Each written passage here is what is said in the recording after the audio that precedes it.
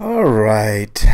If you're just joining, the show hasn't started. I'm waiting for Eric this time. I got Break on the phone, but he's taking a leak. I don't know where he's taking it, but he's taking a leak and getting another beer, I guess. So, gonna be an interesting show today. Lots to get to, lots to talk about. Fortunately, not a lot of news, so we have time to talk about whatever we want to talk about. Interesting subjects today. Interesting week. It's kind of dreary here today. I think it's going to snow. One of our last snowfalls of the year, I think, is coming. So, yeah, there you go. If you're in chat, let me know if you can hear me. I don't see anybody in chat at the moment, but I know that always changes. So make sure and join us, and in the Twitch chat. I do take a look at the YouTube chat from time to time, but the majority of the people are in the Twitch chat. So happy to see you there. Wondering what's going on with Eric. Oh, he's here. He's also got to pee. I'm the only one that doesn't have to pee. So I have a strong bladder, even though I don't. So I might even open up the phone lines today. I don't know if you guys would be interested in that, listening to or hearing us. Our dulcet tones over the internet might be enough for you, as opposed to live. You there, Break? New beer acquired. I'm ready. All right, sweet. We're just waiting on Eric. He also had to pee. I don't know why you guys don't pee like before the show.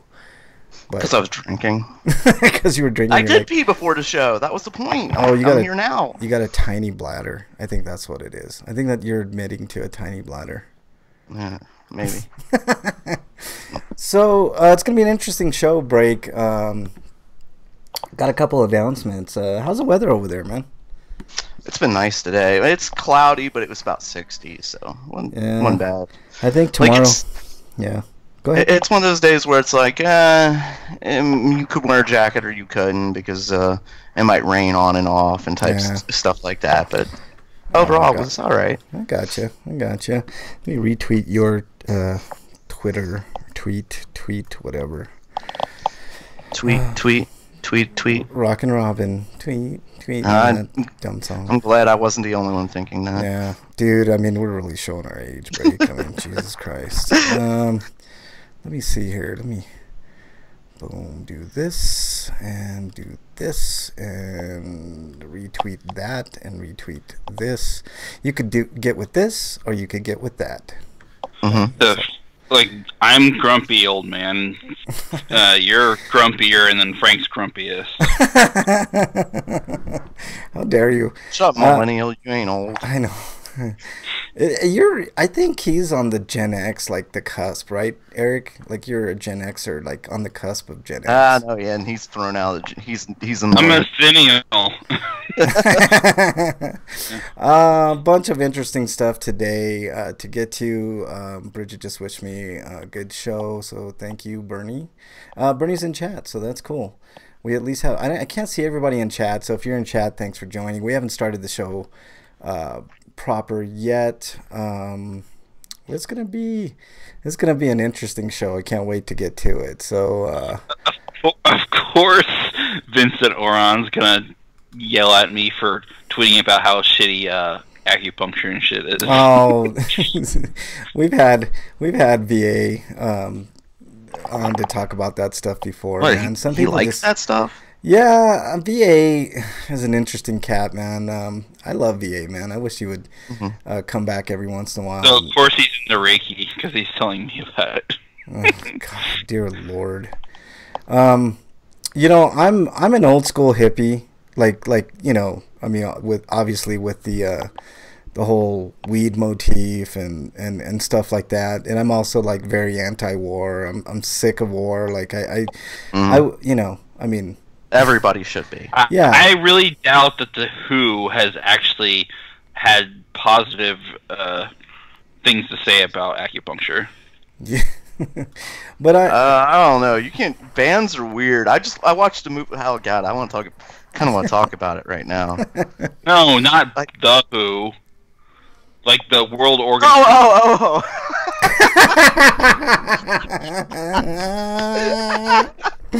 Oh man, that's My good. bad. I wish I'd have had that record. Good thing it's on YouTube for prosperities. Can you guys tell me who's in chat? Because I really can't see anybody that's in chat at all. I know Bernie's in there, so Bernie, let us know if you can hear us, please. I just need to get confirmation that everybody can hear. Reset here and make sure. Yeah. Say something and talk about myself. Talk to myself, cause there's no one else to talk to.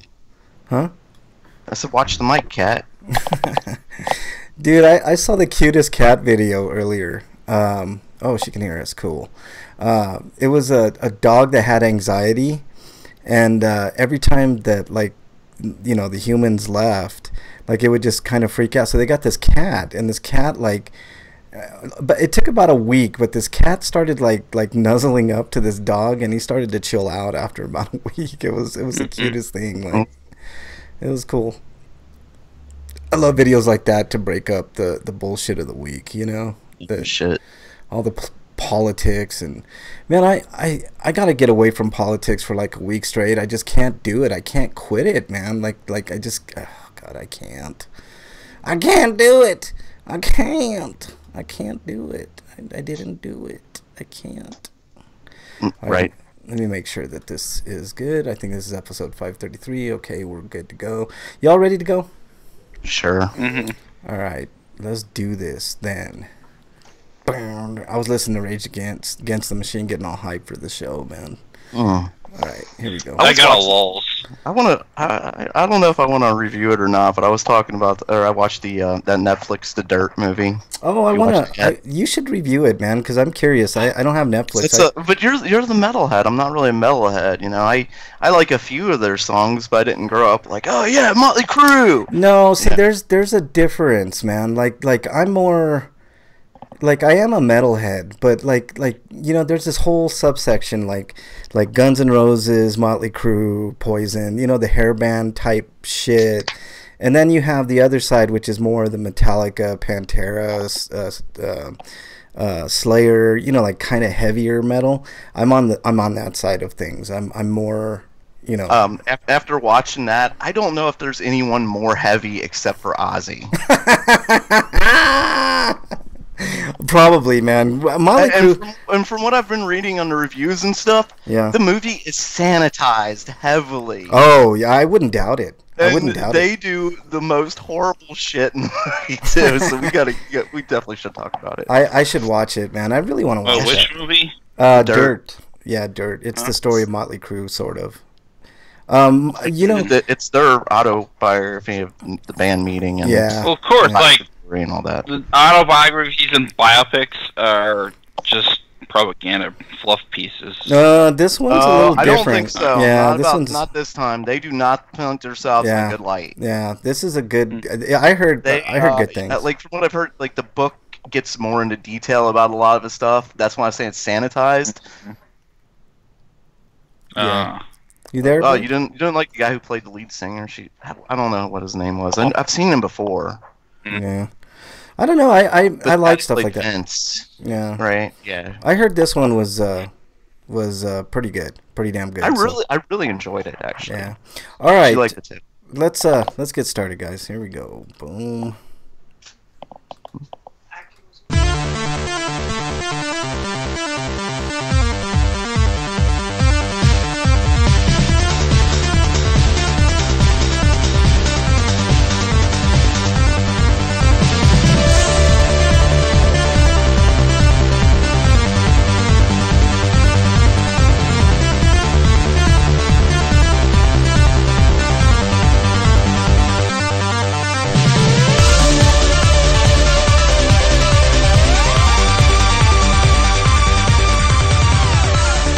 And welcome everybody to episode 533 of RPGrinders. I'm your host, Frank Branches, alongside my trusty cohorts, Eric the Great, Breakman the Bold. Gentlemen, we were just talking about Motley Crue's Dirt. How are you? Break, how are you doing, man? You're metal, dude! That's metal. The metal. Yeah, he's in a metal mood for sure. What about you? Brutal Legend. Yeah, Brutal Legend for sure. That was a terrible game. I didn't like that game. I played it for a while. Like see, the problem with the game was the stadium battles. Yeah. The rest of the game was a lot of fun, like just driving around and kicking ass with him and listening to heavy metal. Yeah. In this world with skulls everywhere and shit like that. Like the game was totally metal, but those stage bands were like, what are you trying to make this into an RTS or something? Yeah. Yeah, but and the segments were also just like, as soon as you found the easiest way to victory, it was like, I wish I could have known this earlier. Yeah, yeah. It's like, why did they make me like bother with this at all? I just wish they would have made a Psychonauts type game with Brutal Legend. I think that would have been really, really fun. It totally wasn't that. I just want like the action parts of Brutal Legend. Yeah, make the other parts like an adventure or something, not the RTS. I agree. Are you gonna play that rad game then? Because that sounds like it's probably what Brutal Legend should have been. Oh, look at who's in chat. Freak5 is in chat. He says, guess who's back again? You can't say it like that. Come on. Do it better. Jesus Christ, man. I mean, come on, guess man. Who's back? Back again. Freak is back. Tell your friends. That was terrible, Eminem. Somebody else do it. I can't do an Eminem, a good Eminem. Yeah, now, if we were doing something like, I don't know, Tupac or something, maybe. But, Eminem.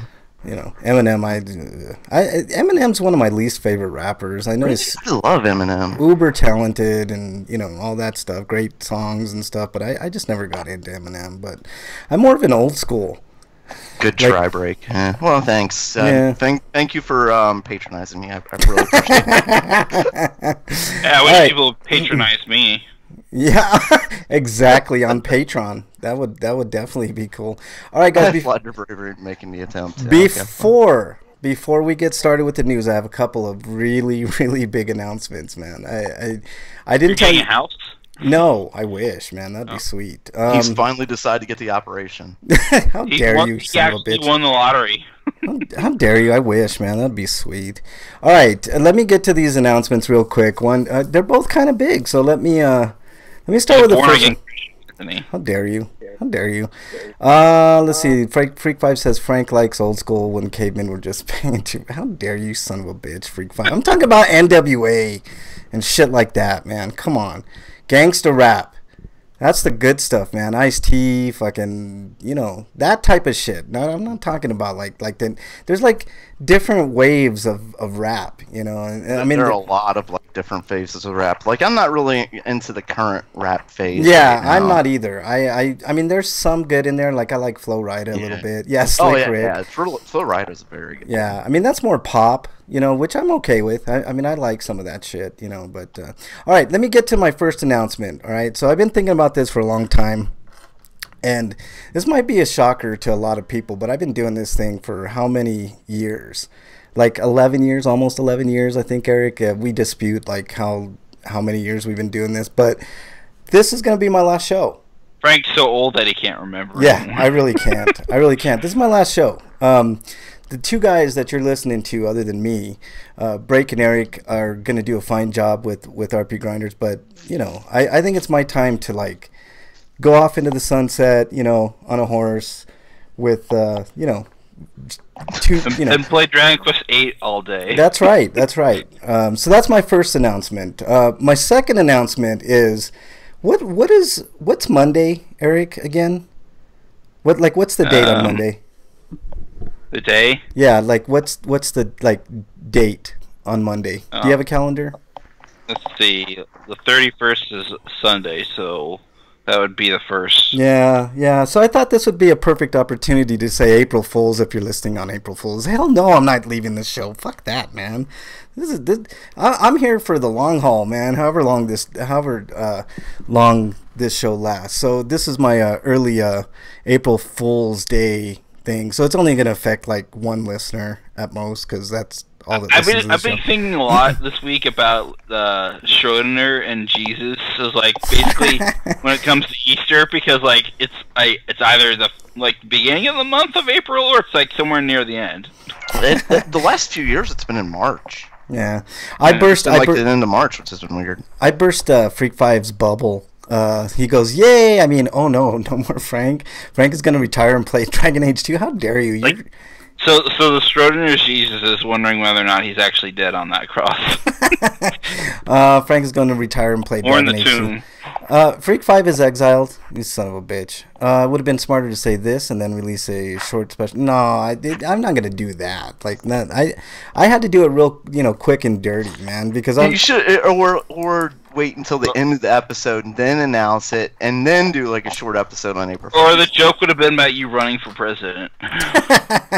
Yeah, that would have been another good one too. I'm running. I might as well. Like everybody and their mother's running. They're so afraid of Bernie Sanders that they're like asking everybody and their mother to run in 2020 on the Democratic side. They do not want him to get that 50% threshold that he needs to. I want more Republicans to enter and run. Nobody's going to. They already made it harder. There's one guy who's won so far. Yeah, they made it harder though. They've like.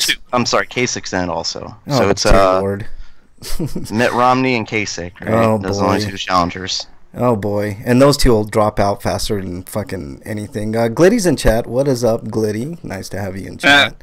Should Bernie run in 2020 or should feel the Bernie run in 2020? Bernie, man, Bernie all the way. I want him to get to that 50%. I think he can do it, especially if Biden. So you're saying Field of Bernie couldn't? Is that what you're Feel saying? the Burn could too, for sure. No, that's not what it sounded like. It sounds like you're trying to change your story. Yeah, I don't think the world is ready for Feel the Trumping Bernie. it. The world is not ready for Feel the Bernie president 2020. I have to see evidence of me ever saying that. I never saw that. Show evidence. That's not me. That's obviously a fake. Yeah, exactly. No, I mean We got a blood test of you when you were doing that, and the blood test says it was 99.9% you. Ha! See, 99.9. Yeah, exactly. Can't prove it. Exactly. You have nothing. Freak 5 says my daughter never cleans under her dresser. Before she got home from school, I put her tablet under her dresser. Oh, that's a good idea. But with your luck, all she's gonna do is grab that tablet, and that's it. No, not yeah. Yeah. All right, gentlemen. Yeah, kids are terrible about cleaning. I mean, maybe you should put a note that says like, if you do this again, I'll just take it away. Period. Oh, that's As a an good. adult, like I think back to when I was a kid, like a messy kid, and I'm like, God, how did I live like that? Like, I know. That's gross and gross, and what the fuck was I thinking? Yeah, like right You now, fucker? my room is like a little untidy, and I'm like, God damn, I gotta clean this room, And so I gotta get to that probably after this show or tomorrow. I mean, I really should vacuum this house every day because of cats, but it's like, Spring vacuuming- cleaning. You could get away with vacuuming for at least a couple days, but yeah, like like every day doing shit like that, no way, man. That'd kill my back. Like mopping, man. Mopping's the worst. Mopping and if I was like vacuuming. filthy rich and retired, I'd, Oh, well, yeah. I guess if I was filthy rich, I'd have somebody else do it. If I was retired and was okay, that. I'd be Yeah, alright with it. exactly. Speaking of the Hyrule Encyclopedia, I need to get the art book of Hyrule. Yeah. All right, let's move on to.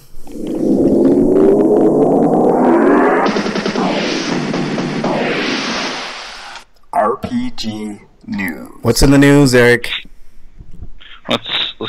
From RPG site, we've got Gearbox is making Borderlands 3 apparently. Oh boy, Yeah, baby. this is actually really exciting. I like. I didn't get all through Borderlands 2. I know it's a good game though, but I love this style of game, first person. I can never RPG. say the game looks pretty though, because everything about it's ugly looking. It's supposed to be. But that's what I It's like supposed to about be, it. Yeah, Like, I like it. Well, I'm wondering, like in this one, they hinted at the end. Spoiler alert for the second one. They hinted that there are other planets to go to, not just Pandora. Ooh. And Pandora is basically a wasteland, Yeah. for the most part. So it would be nice to see like a different environment, different planet. Yeah, I like the fact that it's cell shaded, like kind of a dirty cell shaded look. That's the thing that. No platforms announced, but whatever. Oh, it'll be on everything most likely. I mean, I'm They'll guessing. make a Switch version. Oh yeah, they'll make a Switch version about 2 years later, and it'll be like double the price of Yeah. everything else. 'Cause that's the trend. It's like if you're a big AAA company, we'll do a Switch version, but like a year later or more. Yeah, yeah, of course. Mm. All right. Well, this is exciting news. I know I'm eventually going to pick it up. I'll probably wait on a sale. I never buy anything day one anymore because I'm Yeah. super poor. But all right.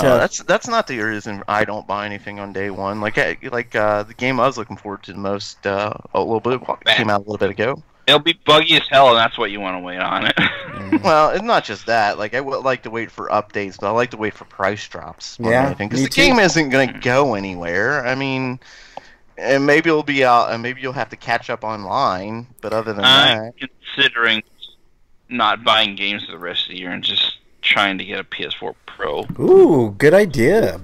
Good idea, man. That's a great idea. Trade in your or sell yours. The only other game I want to buy is the Trails of Cold Steel 2 and 3. Those are the only two I could think of, other than Dragon Quest on Switch. Yeah. you should do like the rental. Like, I don't know what's it called on Xbox or not Gamefly? Xbox on PlayStation. Oh, the PlayStation Now. Yeah.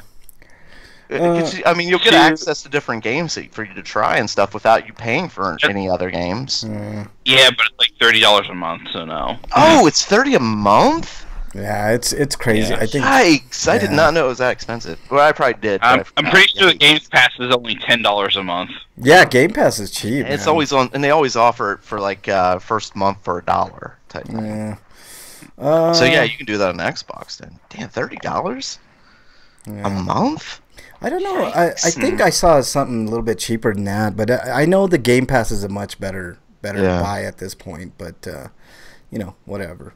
All right, Breakman, what do we got? And that way you can log on and see me playing the same game over and over again. Yeah, exactly. Or you could just see me hardly ever getting on the Xbox ever. I mean that's that's part I of the mean, question. if I was going to do PlayStation Now, I might as well just do GameFly, because it's at least half that price. Yeah, I Yeah, wouldn't. that's true. Dude, you see the thing about Eric is he has they're not gonna have like everything that Eric or I would play, So it's like Right. But all right, Plus, GameFly's good. I Yeah, did GameFly like my is good. GameFly account. Just I couldn't really justify the price for as often as I play the same game over and over again. You know what I mean? Yeah, it's better for you to just buy a game and play it out. For me, it makes more sense to just buy it. Whereas for a lot of I'm people, probably like, just going to rent DMC over the weekend some point instead, and then buy it like when it's on sale. Yeah, I would do that, man. I mean, those games always go. there on are sale. games like that are shorter and stuff I play through, and it's just like I'm done with them, or they're just bad games. I want to be done with them. But I'm going to sell Persona 5 because I probably never go play that again. Plus, we can talk about it later. Yeah. All right, break. Next story, please. coming to us live from RPG site. What the hell is this ad? There's a scrolling ad where if you have to scroll across the page. Just, Oh, how nice. Yes, coming to us live from RPG site. Divinity Fallen Heroes announced a tactical RPG coming later this year. Larian Studios has announced a new tactical RPG set in the Divinity Original Sin 2 universe, Divinity Fallen Heroes. Okay, that's a little bit better. Little bit better first sentence and title. Fallen Heroes is developed in partnership with Logic Artists, Expeditions Viking, and continues the story of the fantastic 2017 CRPG. It features the same cast of unique heroes from the game and over 60 handcrafted missions. It will release on multiple unspecified platforms later this year. That's a much better first paragraph than what I get from like some of these other sites. Thank you, RPG site. Oh yeah, they're good. Thank you. Yeah. At first glance, just who's this writer? Just well done, Brian Vital. Yeah, Brian Vital is a good writer, man. I appreciate that. He put some work into this writing. I really do appreciate that. At first glance, the title looks a little bit in the vein of Divinity Dragon Commander. Only instead of using the version's original Sin 2 turn-based combat system, it will also feature both single-player and two-player co-op gameplay as the original Sin titles. Larian also provided. There was a period in there. It didn't sound like I stopped, but I stopped for like a split second. Larian also provided an announcement trailer as well as a feature breakdown for the game. Wow, there's a lot to it. Let me just get to the bullet points. Yeah. Gunpowder comes to Divinity. Lock and load with an arsenal of guns and rifles. Oil, fire, ice, water, and poison surfaces are joined by the new sulfurium surface. Well, I'm guessing, you know, they've got gunpowder, might as well have sulfur. Makes sense. Affecting hero positions on the battlefield. Play with mysterious hero character Milady, nice name, for the first time in Divinity game, as well as an all-new character that's not named, or take control of the famous God Woken. Skip to Maloo is the name. Skip to Maloo, my lady. You know, one of those. Skip to Maloo. Oh my God, I'm not saying that. Select from 30 plus different unit types to create the perfect squad and equip them with over 200 skills. Decide which technology to research and what artifacts to obtain to give your troops the extra oomph. Simultaneous co-op gameplay allows you to take turns and combine abilities at the same time. Unlock devastating source powers for your flying battleship, the Lady Vengeance. That will turn the tide of battle as Lady Vengeance. I like the name, the Lady Vengeance. Recruit unique veteran troops, but be careful.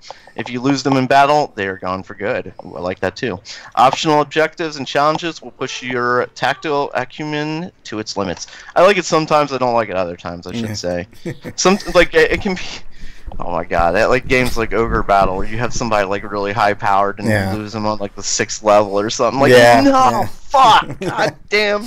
Yeah, I'm not a big fan. I'm not a big fan of that. That's why I play video games, man, so I can redo my mistakes, and you know what I mean. Like, I'm just not a big fan of losing characters for good.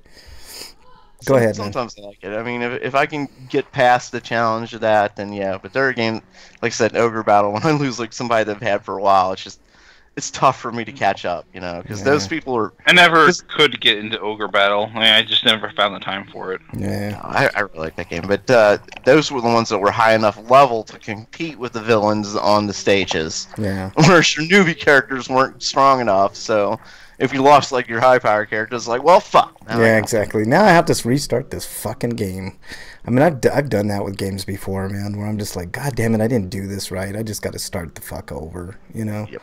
I remember Nintendo Power putting out, like, tips on how to get werewolves, but our werewolves are actually that good of a unit in that game? I don't remember. I don't know, man. It's been a very long time since I played. The Divinity universe those games are really good. I haven't played 2, but the first one's good. It's a little different than Diablo, so I have to kind of get used to it. I have the first one. I definitely want to get the second one. I heard the second one is a big improvement on the first. Not a big strategy guy, so I probably won't be picking this up. But this would be something I think Break would be more interested than anything. Let me tell everybody that's in chat. I think Banana Nananin is in there. Of course, Freak 5's in there. Commander Root is in there. Bernie and Glitty are in chat. So welcome aboard, everybody, if I didn't mention you before. All right, next story comes to us from RPGsite.net. Also from Adam Vitale. Wow, this guy's tearing it up on RPG site, man. We should get Adam on the show. After an initial They've got their own podcast. So what? We can have him on our show. Like, what is he, exclusive to their podcast? He doesn't have his own line? No, just...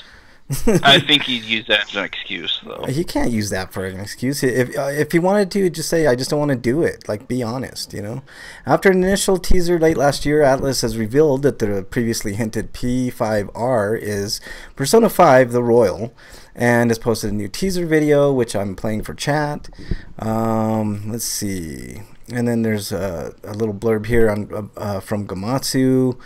While the details are scarce, seems to be a new version of Persona 5. Yeah, sort of like what they did with Persona 4 The Golden. So this is, I mean, that's good news. Actually, it's more like what they did with 3 Portable. Well, yeah, whatever. I mean, I see this because of the new protagonist. That was the thing that happened in 3, but not 4 Golden. Yeah, Wyland's in chat. I'm watching this, and I have only one question. Yes. Have you guys ever worn a top hat? I want to wear a top hat all the time, ever since Slash wore a top hat. Wyland's in chat. I've never worn a top hat before. I've worn tuxedos. I've worn a cowboy hat. Have you ever worn a cowboy hat? I have. No, I've never worn a cowboy hat. Yeah, I would. Let's see. I should put my camera on. I don't think so. No way. Not today.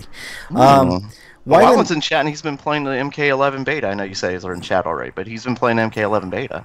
Yeah.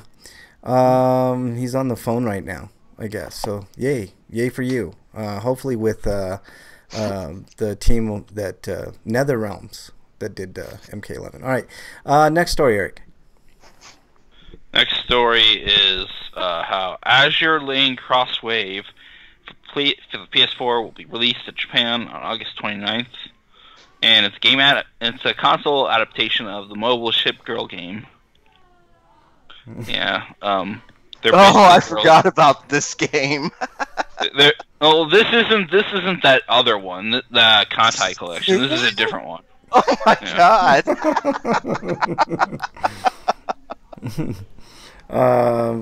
Freak is exiled for the second time.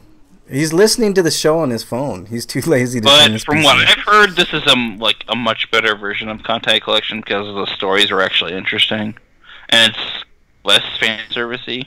Yeah. And this one seems to be unlike the mobile game. I think the original Azure Lane was just like kind of an RPG with like an original novel type deal, and this one's more of an action game. Does this look like I'm looking at the screenshots? Does that look less fan servicey to you guys? Like I'm looking like that's actually a really cool pick. The one with the white dress there. Let's see if there's anything else here. I like it. It's fan servicey, but it's less erotic so. because Yeah. They can get pretty skimpy in that Kantai collection. Yeah, that's true. And Neptune's in the game for some reason. How funny. All right, break. Next story.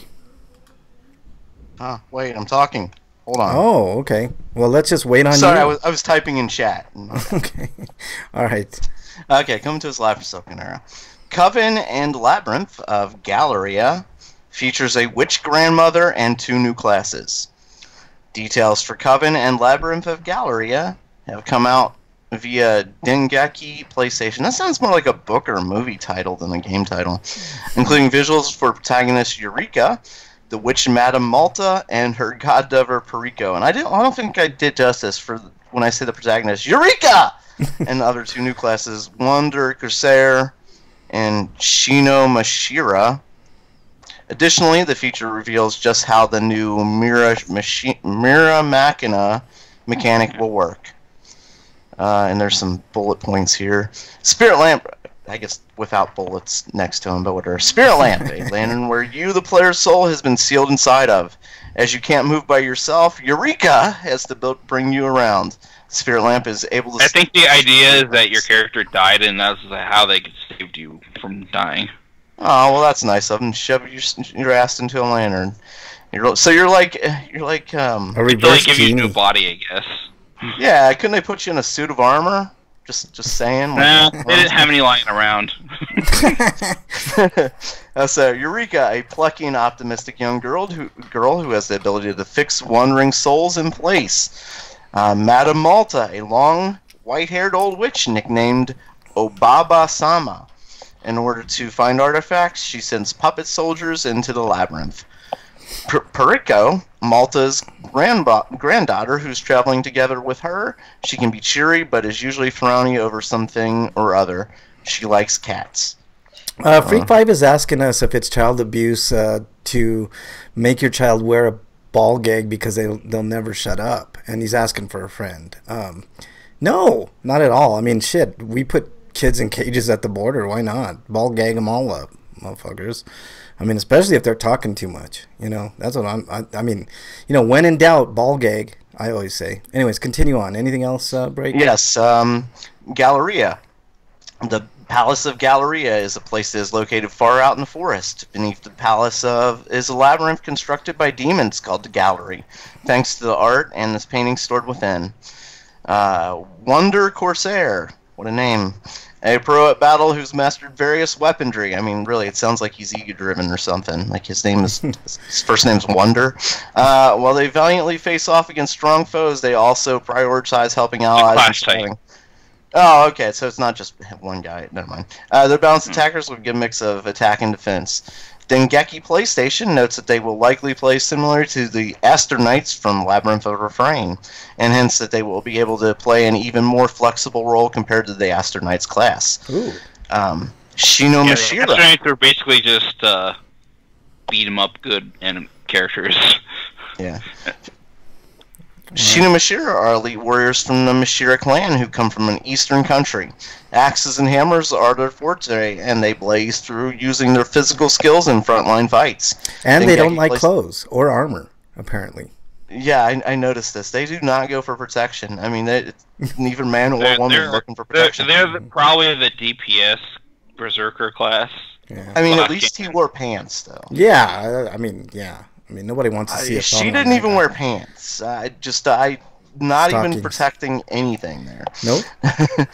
They're just going into battle like, whatever, bitch, let's do this. I used to play D&D, and there were like skills that you could get, like bark skin and stuff, or spells that you could do that, like, you really wouldn't need it. Like monks never really wore a lot of armor, so I guess I'll let it pass. Go ahead. I'm sorry, Brady. It's fine. Mirashima.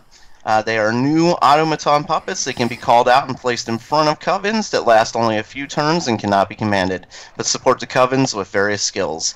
Each mirror machina will have different specializations. I'm going to call it both. I don't care.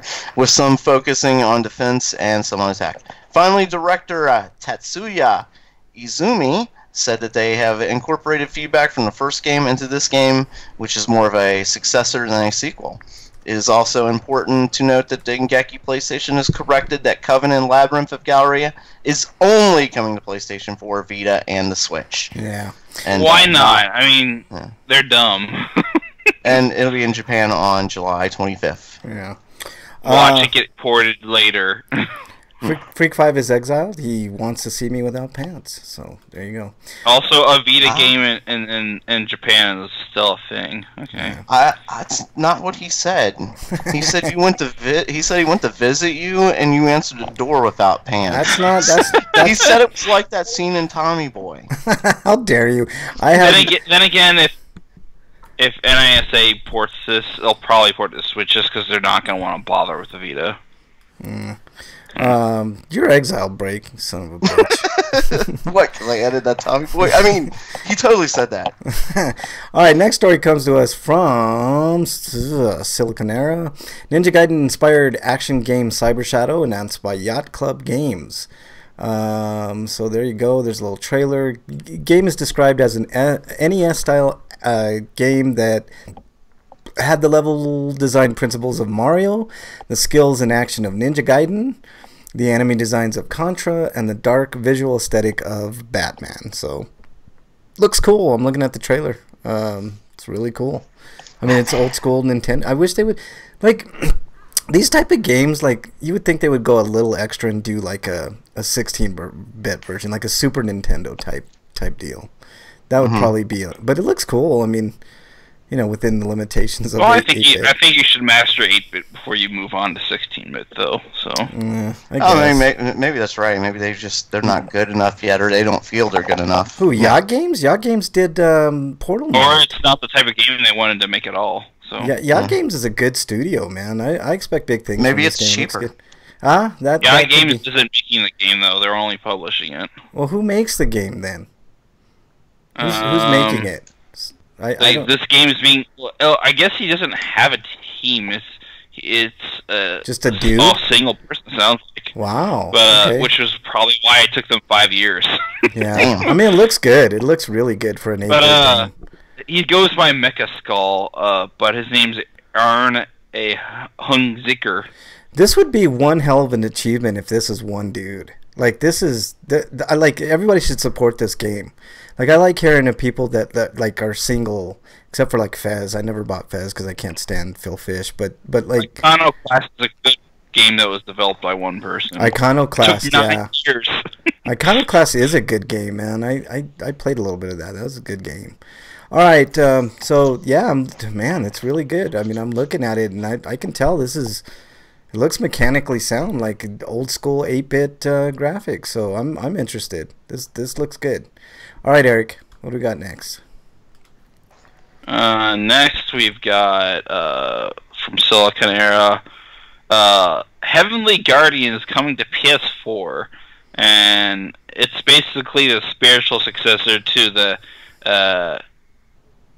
Let's see, I think it was called the Hikikaikai, but we know that series as Pocky and Rocky. So it's basically that game, but without those characters. But there was a Wii version of this game released a long time ago, and I think it's the exact port, but with like HD visuals this time. Yeah, it looks okay. It looks fun. I'd pick it up for on the cheap, but we'll see. All right, break. I've never played Pocky and Rocky. Yeah, neither of us. Although the Heavenly Guardian is available on Switch and PC already, if you want to get it now and you don't care about the PS4 version. Yeah, fuck the TSA, Freak 5. You're exiled, son of a bitch. All right. So is it true that you like the 50 Shades stuff? Oh hell no, man! I can't. He's lying about that. I saw the first 50 Shades. Oh wait, if you're looking for no, he's not saying the movie. He's saying like the stuff in the movie. Oh, the stuff in the movie's fine. I mean, shit. Oh. I'd like to let people know if they want to get this game on the Switch or Steam. It's called Snow Battle Princess Sayuki. Wyland's calling it a night. He can't stay up for grinders. He can't hang. Have a good one, man. Thanks for joining, Wyland. Appreciate it. Is he like really tired? Yeah, he's been up since he was like up 2. past his bedtime last night. Yeah, way past his bedtime. Too much Mortal Kombat beta playing. Yeah, he's playing. I want to know about the beta. I know. I wish maybe next week he'll tell us all about it, how the beta went and stuff. But all right, Breakman, next story, please. I think. Coming to us live from Silicon Era. Kenichiro Takaki leaves Marvelous due to recent policies, joins Cygames to make a fantasy game. Oh, recent policies. I wonder what happened here. Shinron Kagura, series booby producer. What? Yeah, he's the guy that does the boobs? Yeah. Is that what we're saying? That's yeah. If you've seen the Shinron Kagura. That's a big joke that Marvelous had with him. Yeah. Okay. Yeah. And he's seen here holding a fake pair of boobs. Shinron Kagura series booby producer Kenichiro Takaki revealed in this week's issue of Famitsu magazine that he has left Marvelous after 13 years and has joined Cygames for something new. According to Takaki, the biggest reason he left Marvelous is due to the recent policies that have restricted sexual depictions. He personally felt a thread snap with that. He says that while sexual content tends to be criticized a lot, it has just as much people who enjoy it. You know what? The thing is, Sony made these decisions, and apparently Marvelous has mirrored those policies. Yeah, and I'm in agreement with this guy. Like sex is something that the United States especially is so far behind the times. When it comes to it's not even behind, its ass backwards and sideways. Yeah. Oh my God! How dare we show flesh?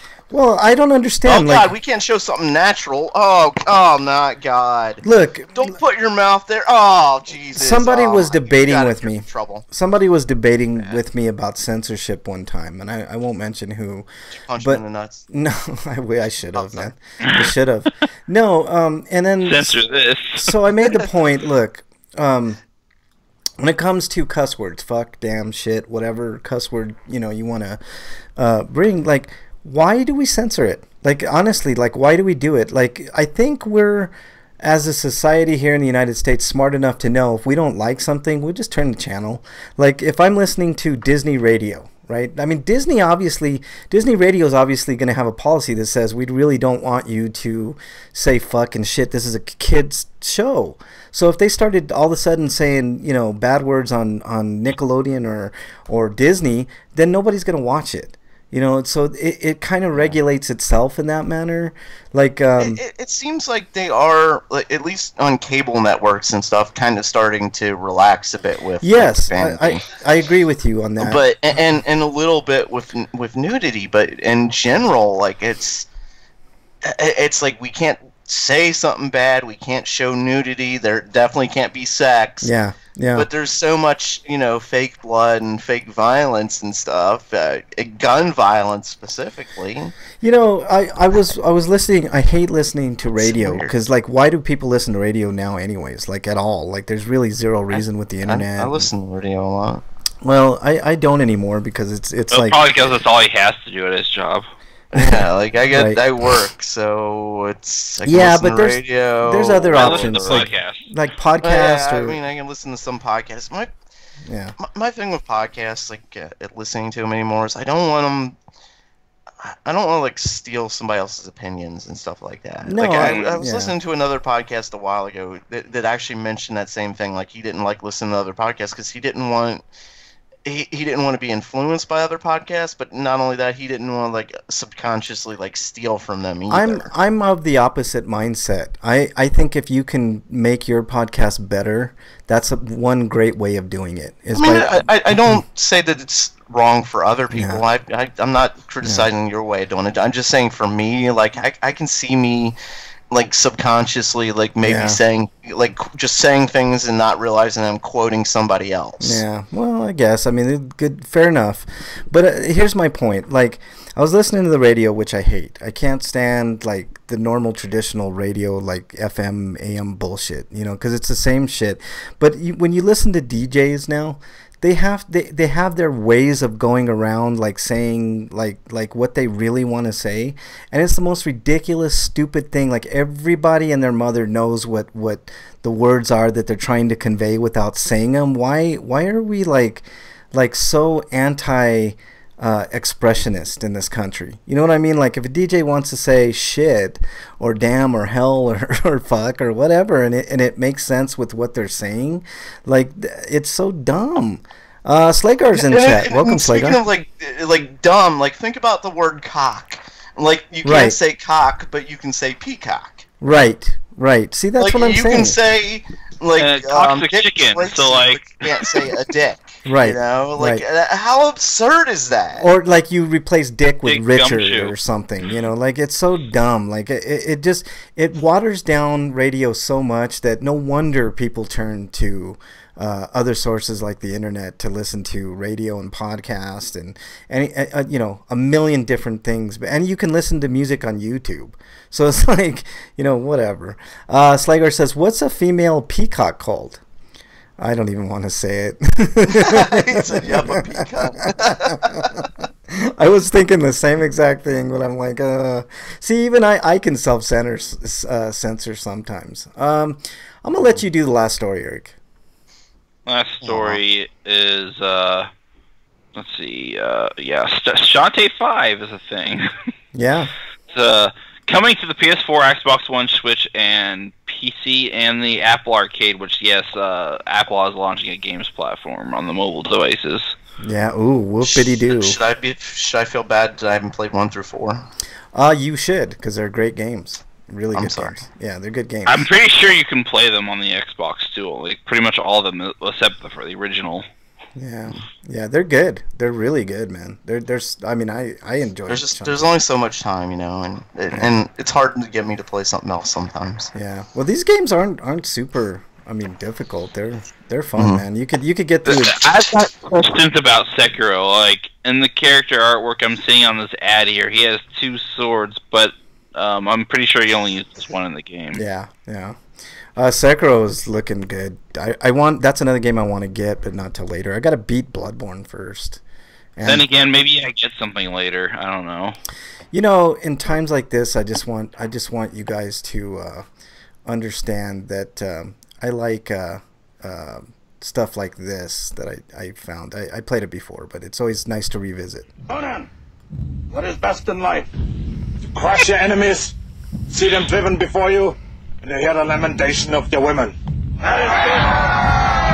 That is good. I mean, you always got to play a little bit of that, you know. I like this when he talks. Yeah, everybody likes hearing Conan speaking misogynistic terms. Yeah, exactly. What were you saying? I like the speech he makes to Crumb, like I pray to you, and stuff like that. Oh, but that's if you a good don't know one. how to help me now, screw you, I do it myself. Yeah. I like that one. Every once in a while, you got to I remind do it yourself. myself. You know, I don't. They say fucking Conan. I don't know. Yeah. Freak5 says, I do want a Deadpool Doesn't usually do things by itself anyway. Yeah. Freak5 says, I do want a Deadpool comic where he steals the Ant-Man suit and kills people by climbing in different orifices or makes the ants do it. There's been talk about that. He said the Thanos thing. Like, I do not want that. Please do not put that in the movie. You said the Russo brothers confirmed nothing like that will happen. Thank God. But Deadpool doing that. I want a comic like that. I could see that. All right, let's move on to. Maybe Homie, don't play that. Homie, don't play that. The homie discounts. Eric, you have a link to the new games for PlayStation Plus. What are they? The only 2 games. Speaking of Conan Exiles is one of them. Yep. And the other one is The Surge. Very underwhelming, in my opinion. I thought they were going to step up their game. You know, I was thinking about PlayStation Was Lord of the Fallen any good at all? Lords of the Fallen's good. They made it good eventually. When it first came out, not so much. It was just. Well, there's still be The Surge too, so maybe it'll be better. Yeah. I would. I hope that during this year that Sony really knocks it out of the park with PlayStation Plus, because losing 2 games, like I know they were PS3 games and Vita games, but the Vita games were usually cross-buy with the PS4. Xbox always has at least like 4 games that you can download. So it's becoming more increasingly clear that Xbox, if they wanted to exploit an advantage over Sony, it would be in their free game offerings. I hope PS Plus steps up and does better, because those games do not move me. Maybe The Surge, no desire to play Conan Exiles. I might download and play it once, and that's about it. So not interested. All right, let's move on to the Xbox. I have a desire to find a Conan cartoon. Like I think that, I don't know if that was one of those cartoons that just ended, or if I just didn't get to see it. I mean, yeah, it didn't end. They just kind of stopped. Yeah. Over on the Xbox, they're having a Batman sale. You can save up to 75%. I see Elder Scrolls 25th anniversary sale. So anything else? Like, I think they closed an arc on like a specific storyline, and that's where they just quit it. Yeah, that sucks. Cartoons get such shit on. Yeah, they really do. Yeah. Although I was happy to see Spider-Man Into the Spider-Verse got the Academy Award. I was really surprised, but you know, hopefully that type of shit will continue. But all right, Elder Scrolls 25th anniversary sale. They got up to 40% on all the Elder Scrolls game. Why is Skyrim not like super cheap now? I mean, they have it listed here at $23.99. It's so dumb. Because it's Bethesda. Yeah. Shadowgate remake for $16. Over on Nintendo, there wasn't anything super major. I think there was Hello Neighbor for $20, which that's a piece of shit game. You know, one day Bethesda won't have all the money in the world, and they will have to get their shit together. I hope, one day. man. I hope. Until then, I think because they've got all the money in the world, they're like, whatever, we'll be okay. Yeah. We can weather the failures. I didn't see anything major on Nintendo. Friday the 13th Killer Puzzle for $10, so that's 50% off. The Trine games are on sale, which are still way more expensive than you can get them on. Wait, does the puzzle kill people, or is it like just a really good puzzle? You know who plays it? Freak 5 plays it. You can ask him. I think he knows more. Say a Nightmare on Elm Street puzzle? It's like the puzzle box from like ooh, Hellraiser. Hellraiser? That'd be fucking cool. That would be really cool. So Freddy's got his own puzzle box now? Yeah, no, it's Jason. What? Oh my god, that's what we need. We need horror movie hookups. Like, why haven't we had like Freddy in The Tall Man or something like that? We need movies like that. Come on. Ooh, 40th anniversary. 40th anniversary of Phantasm just passed. I think it was like yesterday. Wow. Yeah, that series is awesome. If you guys haven't seen Phantasm, man, those are really good movies. Like the acting is cheesy and stuff, but the story like spans like generations. Yep, 40th Slagar. 40th anniversary. Can you believe that? All right, Sundered Eldritch Edition for $14. But other than that, I didn't really see too much on Nintendo. They really never have any great sales. I mean, like Raven is $24 if you want to relive the Raven. And there was one more notable title, and I can't seem to find it right now. But there you go. There's your homie discounts for this week on all the systems. So without further ado, Breakman. Twitter comments. Any Twitter comments or questions? Yeah, there were you and me fighting over basketball. I don't know if you want to talk about that, but well, I blame you. I blame you for my bracket being busted, but you know. Yeah, you blame me a lot too. Let me see here. You sent me.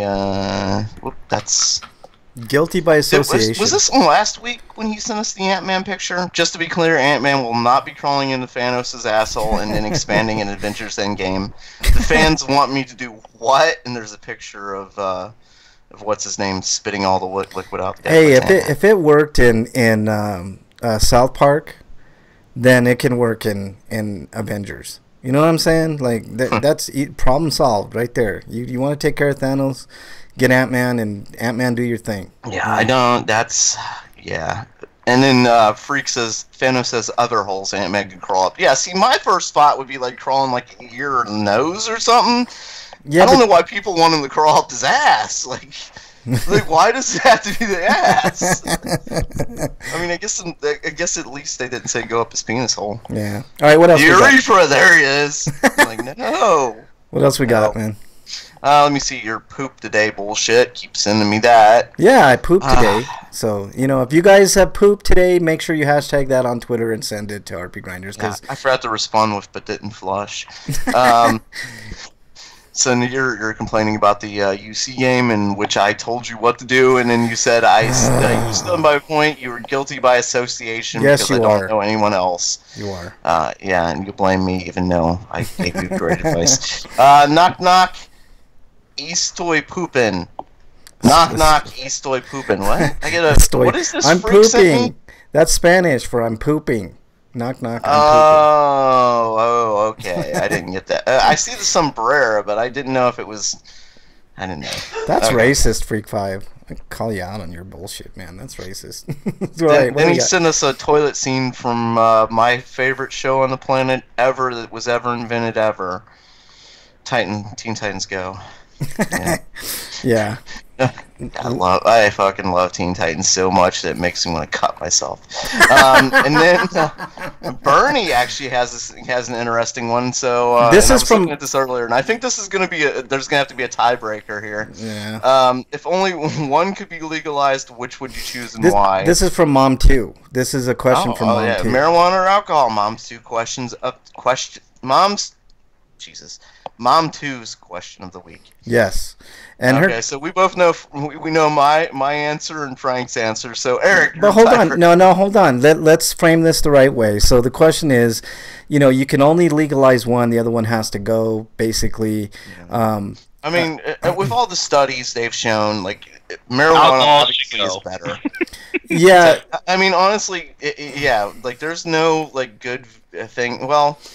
I take that back. Like the French have shown, like drinking, I think a glass of wine a day can help extend your life. Right. But other than that, like the benefits are more like there's a lot of more benefits from medical marijuana. This is an easy choice for me. All right. Like I do drink on occasion, but so good. Yeah, I like delicious beer right now. And I like it, but there's I'm cuddling up to this beer. Ah, damn it! I spilled it on you, son of a bitch. You know. That's what happens when you drink. Look, here's the deal, all right? It's an easy choice for me. Marijuana is the way to go. You legalize marijuana and alcohol, whatever, it can go away. And it's not even close for me because not only do I enjoy it a lot better, like the next day, like any time that I drink, and not even to really excess, like I can have like, you know, 2, 3, 4 beers, and like the next day I feel like just not that great. Like I just don't feel good. And I have never had a time where, and trust me, I've smoked a lot of weed. Like I think I was talking to Bernie about this, but like and Freak makes a point. Marijuana is better for us edibles, at least. Yeah, that's what I was thinking of. I wasn't thinking about because he's saying inhaling burning particles is a bad idea no matter what, right? Well, like that's what I was thinking too. And I was just thinking like this whole time, like, what if they made a beer that could get you high and pot that got you drunk? We have the science and technology. Yeah. Do it. Here's the thing. Like I have been through binges where I've smoked like a ton in a day, and the next day I have never, not once, had anything close to a hangover. Not one time. I can't count how many times I've thrown up. Mostly because I don't remember every time I've Yeah, thrown up. see, there's the thing. Like, and if there's one thing in life that I hate more than anything, it's throwing up. And oh my god, there's this one time I went out bar hopping with a friend, in Covington, Kentucky. There's an area where it's bar next to bar next to bar. So me and him went to each bar, and we got a drink at each bar. I bought one, he bought one. So right. like I would buy like a beer or a whiskey, something like that, and he'd buy like Jägermeister. After we went to these, I think it was 10 or 12 bars, something like that. Mm-hmm. Completely shit-faced, like dragging and stuff like that. One of his buddies lived close by, and we went over his buddy's house, and I was just like barely there at that point. I was so fucking wasted. And he went inside with his buddy. Oh, stay outside, I'll be alright. And he came down a few minutes later. There was puke all over the place. I don't know how that puke got there, even though I was all by myself. And before his buddy came out, you know, me and my friend left real quick. Oh yeah, that's a smart move there, man. Like, I don't know who threw up all over his porch. Here's the thing, like you get all of the effects and even more with weed, and Freak Fight. Okay, here's another story for you, because Bernie says, wait, is throwing up or diarrhea worse? I was drinking, and another reason why I don't drink liquor anymore, I stick to beer. Yeah. I was drinking whiskey with a friend, and we were kind of like trying to, you know, out-drink each other and stuff like that. And at one point, I kind of grabbed the beer, or the bottle of whiskey, and chugged it. And this was our third bottle of whiskey. Yeah. This wasn't like the only bottle of whiskey. Like we drank a lot of whiskey. And a few minutes later, I said, I gotta go to the bathroom, and you're gonna puke, like you fail, you'd won the thing.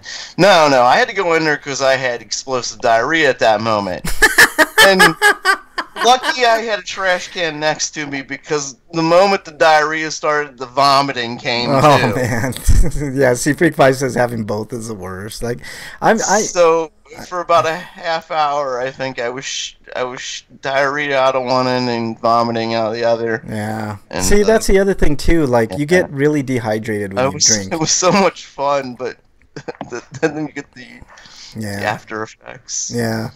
I just like, for me, like, there's not even a comparison. Like, you get all the same effects, even better with smoking weed. And I understand what Freak 5 is saying, like inhaling, but like, it's not like cigarettes. Like cigarettes, like, you tend to smoke way more because nicotine is like the worst drug ever.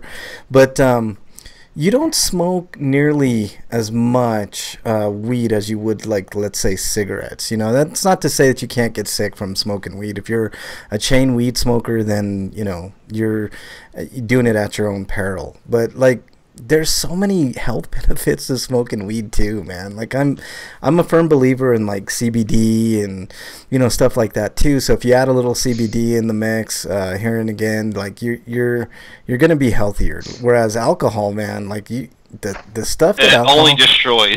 Oh man, like alcohol, like I do like a good buzz. Like, if I can, I will say, like, now too, like, I rarely get hangovers from drinking beer. Yeah. Well, like, you definitely get it from, like, whiskey or vodka or any of these. I've drank all those hard liquors. I mean, stuff. It depends on how you do it. Like, I can do. Yeah, like Slagar says, I'm from Green Bay. He has to drink beer by law. Yeah, exactly. And wear cheese heads and eat pretzels and stuff like that. Yeah, of course, Slagar. We know. That causes massive problems. Yeah. I'm a Cincinnatian. We're heavily German here, so we also have to drink. Yeah, by law. I don't mind a beer here and again. Like, I'll get some Clamato and I'll have a couple of beers. I mean, Denver's a big Coors town. Like, Coors is here. You know, it's here. So I do like Coors quite a bit. So I'll drink a Coors now and again. But man, I hate the way I feel the day after. And never. This is advice for me. All right, never do both weed and drink ever. Also, if you have asthma problems, you probably shouldn't do weed in the first place. Actually, you can do weed if you have asthma problems. Well, you shouldn't smoke it. You can smoke it. You can actually smoke it, and it's good for you. I know it's counterintuitive, but smoking is actually okay as long as you do it in moderation. The thing about it is, you probably want to hold on, Eric. You probably want to limit it, and you probably want to, again, add CBD. Like, what? Yeah, see, Freak 5 says weed is a bronchial dilator. What you want to do is, like, you probably want to do edibles, but you probably want to do something with CBD, because that'll definitely help you out quite a bit with a lot of ailments. CBD, I'm not like a new age guy where I think CBD is the end all tell all and it cures this and that, but it is a good pain reliever, and it definitely helps in, you know, just making you feel all around better. Like, it just, CBD is an amazing product of weed, as long as you use it in conjunction with THC. I don't know if you guys knew this, but the human brain actually has cannabinoid receptors. So, Yeah. you know, weed is not a bad thing for your body, unless you're smoking it in excess. And, you know, in excess is the key word, because what's excessive? I think chain smoking, obviously, you don't want to do that. It's not like weed's like super addictive or anything. It is not. It is not. I've been weeks without weed. Like, I mean, there are times when I'm like, God damn, I wish I had some weed and stuff. But it's not like, you know, I'm jonesing or anything like that. I think it's a lot of the stuff that exists. I think it's less that it is addictive, and it's more that certain people have addictive personalities. Traits. Yep. Like, for instance, like gambling. Well, alcohol. Like, I love, like, going out and gambling. Like, it's fun to do, like, play slots or play poker or blackjack, something like that. Yeah. But I've never felt a need to do it, you know? It's like, I gotta come back and do this again. Mostly it's like, that was fun, but damn, I got a little less money. No. I won, and I go get drunk. Awesome, you know? Well, I mean, you're right. It is personality driven, but that doesn't mean that somebody that doesn't have those personality traits can't, you know, get addicted to alcohol or even weed. I mean, right. There's, you alcohol and especially something like heroin. Gambling. Or really heroin, no doubt. Nicotine is the worst. Yeah. Cocaine. Nicotine is the absolute worst of all. Believe it or not. Like, nicotine is probably the hardest drug to kick. It is. It's a. Yeah, my brother's still a smoker. Yeah, it's a devastating thing, nicotine. But He's gone on and off so many times, I lost count. Yeah, everything else, you know, I mean, it's with anything, moderation. You know, you do it in moderation. You know, but smoke weed every day. That's my take on it. So you're outnumbered, Breakman, 2-1. Like, I don't even know if he still smokes anymore at this point. Yeah. All right. I kind of thought I was gonna be. Anything else on Twitter, Break, before we move on? Oh, you know what? I forgot to look after that. Like, I was thinking about that question. No, just the show starting and you're hyping your April Fool's joke. Yeah. I mean, that was a joke, right? That's what you were trying to be funny. Right? How dare you, you son of a bitch! How dare you? All right, let's move on. Inquiring minds want to know. Inquiring minds want to know, Breakman, what you've been playing. What have you been playing? The same stuff. Phone Destroyer, Titanfall 2. Titanfall 2, yes, and I haven't had that much time to play because I've been watching stuff this week and been busy. Just Titanfall 2 and South Park and Final Fantasy Record Keeper, that type stuff. Yeah. Which You're still playing Final Fantasy Record Keeper is on its 4th anniversary. That's crazy. That's crazy. Yeah, there've been a few times like I've quit playing for a while, like maybe a month or two or something like that. But I've always come back to it. Yeah. But they've had, well, I should say one of the cool things they've done in the last year is actually add an actual story. Yeah. It's like, oh, finally, it's an actual game now. Yeah. Story and a plot and stuff like that. Oh, that's cool. Yeah. The Freak 5 apparently can't handle weed, so that's what I'm getting from chat. But that's just one of the many modes, and I barely play that story mode. Yeah. All right, Eric, what have you been playing? I've been playing more London Detective Mysteria and some Sekiro and some Trails of Cold Steel PS4. Did you buy Sekiro? Yeah. Okay. All right. And that's about it? That's all you've been playing, Eric? Uh-huh.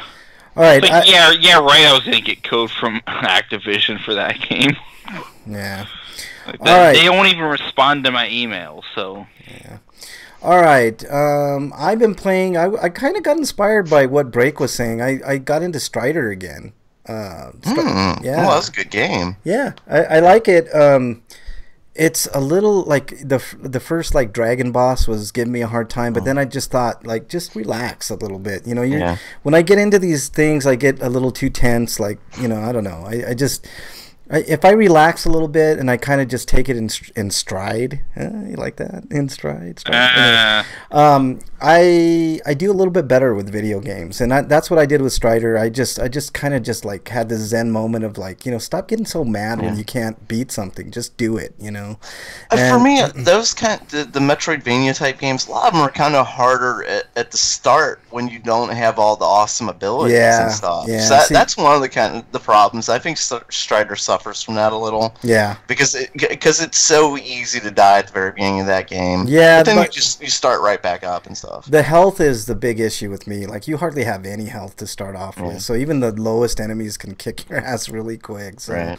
But then you later on you go back to that area to pick up power ups and you're such a badass that it's like, oh, this is weak. I'm not even wasting my time with these guys. Yeah, that's what I love about the It's exactly how I feel about Metroid. Why I love Metroid so much, because you just go back, you backtrack, which I don't mind backtracking at all. I love it, and you find, you know, power ups and you just whip ass, and that's the vibe I'm getting from Strider, even though I haven't really gotten any super power ups or anything yet. But you know, it's fine. I tell you what, boss kicked my ass a lot was that fucking monkey. I haven't got there. It beat my ass like all night long, and then the next morning I beat it the first try. It was one of them type of bosses. Yeah. Let's see. I played, of course, Marvel Puzzle Quest. A little bit more Final Fantasy IX. Getting back into the flow of playing. It's hard to go back to something like Final Fantasy IX after you played like modern RPGs and like you know. Yeah. There's just a lot like to take into account when you go back to playing. But it's a great game. Final Fantasy IX is fantastic. I also, and this is interesting, I played and I beat Ratchet and Clank. This is the first, this is the remaster on the PS4, and I had it on the PS2, and I got pretty far, but I didn't beat the game, and it was something that was always in the back of my mind. You know, you always have those games, you're like, man, I really wished I would have beat that, but it's like too late. I don't think I've ever finished any of the Ratchet and Clank games, but they're fun. Oh, it's worth it, because it's easy. The games are easy. There's no, you know, there's no huge challenge to it. It's more kind of like goofy story driven, you know, platforming more than anything, and it's really, really good. And the guns are what make that game so much fun. Like just I forget which one had the disco ball thing. Like, Jesus. Like, that's with this stuff. It's the Disconator or whatever they call it. It's really good. But it's this game, and it's one of those fun games. When you beat it, you want to go back and you want to get different things, and you know, I don't know. It's a great game. I think it still holds up graphically. Like, the remaster is fucking fantastic. Like, it takes it to a whole new level. It's the mechanics are a little different. The camera's a little weird. But hey, Dungeon's in chat. I was just talking about Final Fantasy IX. I was thinking about you, Dungeon, but he said congrats. Ratchet and Clank's really fun. It is. It still holds up, man. Like, there's a few minor things like the camera and, you know, stuff like that. But I wish they would make more Ratchet games, man, because they're they're really fun. They're really, really fucking fun. Let's see. Freak5 says, I saw a tweet that you said you got fat playing that game. I meant to say far, not fat, and that's why Twitter needs a fucking edit button. Is what is really going on. My wife's cooking is your excuse. Hey, I'm slim in the waist, pretty in the face, Freak5. So you know. Let's see. Your gut's mostly bear break, man. I wish they'd do another Ratchet and Clank game too. Well, I think the reason they haven't done a Ratchet game is because they've been working on Spider-Man all that time. Spider-Man, and didn't they? Is Insomniac the ones that did Uncharted, or am I thinking of a different No, you're thinking of Naughty Dog. Naughty Dog. Oh, Insomniac did something else too. What was that? Yeah, they did Spyro, but they sold the rights to Spyro quite a while ago. They also do that. What was that game? There was two of them where you're really overpowered and killing everything in sight. Oh, not Hulk Ultimate Destruction, but no. God God damn it! What is that game, man? I don't know. And, like, you'd kill people and steal their identities and stuff like that. What was that? Freak 5 is exiled. I'm unedited Freak 5. You know, I just send shit out there, and sometimes it doesn't work out. That's all. I just reply to it and put what I really meant after. And those are truths, not lies. Freak 5. Infamous? Is that what those were? Infamous, Second Son, or Infamous. Yeah, I think that's what I was thinking of. They're a good company. Insomniac's a really good. I really do wish they would do a Ratchet and Clank game. They made a really terrible game when the Rays came out, though. But that's like the only really stinko that they made. Yeah. So here's my review, because we're gonna move on to RPGrinders reviews. Reviews. Ratchet and Clank, I mentioned almost everything I need to mention. Graphically, it looks beautiful. It plays super smooth. The camera angles aside, like sometimes the camera's a little goofy and stuff like that, but it's got a wide variety of weapons, which is something really cool in the Ratchet games that it goes underlooked. Like, I know most people don't. I was guilty of it too, and then I started like using the other weapons because I wanted to see what they did. And when you power them up, they're even better. Like, I can't remember the disco gun's name, but you can make people like your enemies. Groovatron, that's what it was, and it makes your enemies dance and stuff, which is funny as fuck. Yeah, the Ratchet when and they're done, Clank. they all blow up. How dare you, The Freak Ratchet and 5. Clank's game. Remember something that a lot of games today forget. Yeah, fun. You gotta be fun. Yes. And I saw a Sterling video talking about that very premise. He was talking about Anthem and how it's not necessarily fun. It's just, tedious stuff that you're doing to try to get things. Yeah. Yay. I know. I mean, and I had high hopes for Anthem and stuff, but whatever. But That looked good. And, yeah, it did. But I think the demo looked a lot better than the finished product, man. The finished product doesn't look anything like it. But I give Ratchet and Clank a 9. Like, there's very little wrong with that game. Like, if you like to have fun, if you like to laugh at stupid jokes and puns and just off humor and surprisingly decent story and stuff like that, then you'll have a ton of fun with Ratchet and Clank, especially the updated version with the pretty graphics and stuff. But ton of fun, and it's pretty smooth to play. Like, you're not gonna have a lot of parts where you're really struggling to beat. So it's almost a perfect game in that respect. So, and you're right, Break. I think a lot of games lose sight of the fact that you're trying to make people have fun. And there's two ways of doing it. There's like the Dark Souls. I think there's more than two ways, but go ahead. There's the Dark Souls way of doing things where you're making a game difficult, but you can literally get good at those games and beat them, like Bloodborne and Demon Souls and Sekiro. Kind of like Mega Man. exercise. Mega Man's another good example, and then there's the ones where it's more of a community, easy-going experience, like the Marios and stuff like that. There is some challenge to it. I think it's unfair to call Sekiro a Souls game when it's so unlike a Souls game. I didn't necessarily say it was a Souls game. No, I'm just saying, like, I get tired of people that do that. Yeah. Freak Five says he's been playing The Witness. It's fun. It looks fun. I'm gonna delve into that at some point. I got it on PS Plus, but all right. So 9 out of 10 for Ratchet and Clank. I see you have the same movie, Eric, as me. So why don't we go ahead and do a dual review on? Or we could do my movie first. No, let's get. Okay. All right. Let's go ahead and do your movie, and then we'll. Urban Legend. Yeah, go for it. This is the original Urban Legend? Yeah. Yeah. This is the most shameless Scream ripoff I've seen. Yeah, and it doesn't care. That's what it was intended to do. But Yeah. You know what? It also is a Scream ripoff. I mean, well, no, I guess not. But you know what is also another one of those terrible movies? Is I Know Who or not? I Know What You Did Last Summer. What You Did Last Summer, yeah. That's actually based on a novel, but the movie feels like kind of a rip-off of the Scream type of movies. You know what I mean? Yeah.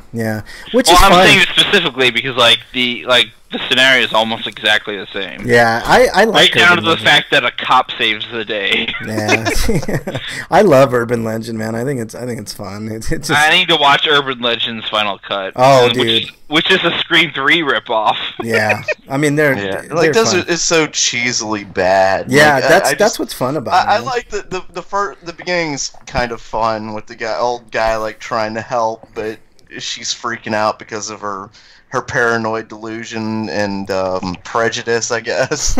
yeah. There's some He's trying to help her. Like there's somebody in your car. Like you don't Yeah. want to get back in your car, bitch. I'm trying to tell you. exactly. There's some wit to Urban Legend. I don't know. Continue on, Eric. What are you giving Urban Legend? I'll give it 6.5. Yeah, that's fair. I think that's fair. Fair. Now it's us. Time for us. Yeah, it's time for us to do a review of Us. Us. I'm gonna. Okay, I was hyped going into this movie, and How about you guys can go ahead with some spoilers? I'm gonna take my headphones off. For a I'm second. not. I'm gonna try. I'm gonna do it spoiler free. I really am. I don't want to spoil this movie in any way. I'm just gonna say that Jordan Peele is probably he's real meteorically rising on my list of favorite directors of all time. I love this movie. I think it's a standout follow-up to Get Out, which I thought Get Out was one of the most stunning debut movies of almost any director ever. Jordan Peele It's better than Get Out, but I did have a couple issues. I with it. don't think it's better than Get Out. I think it's as good as Get Out, which is very high praise from me, because Get Out to me is one of the most stunning, debut movies for a director of all time. Like I can't think of.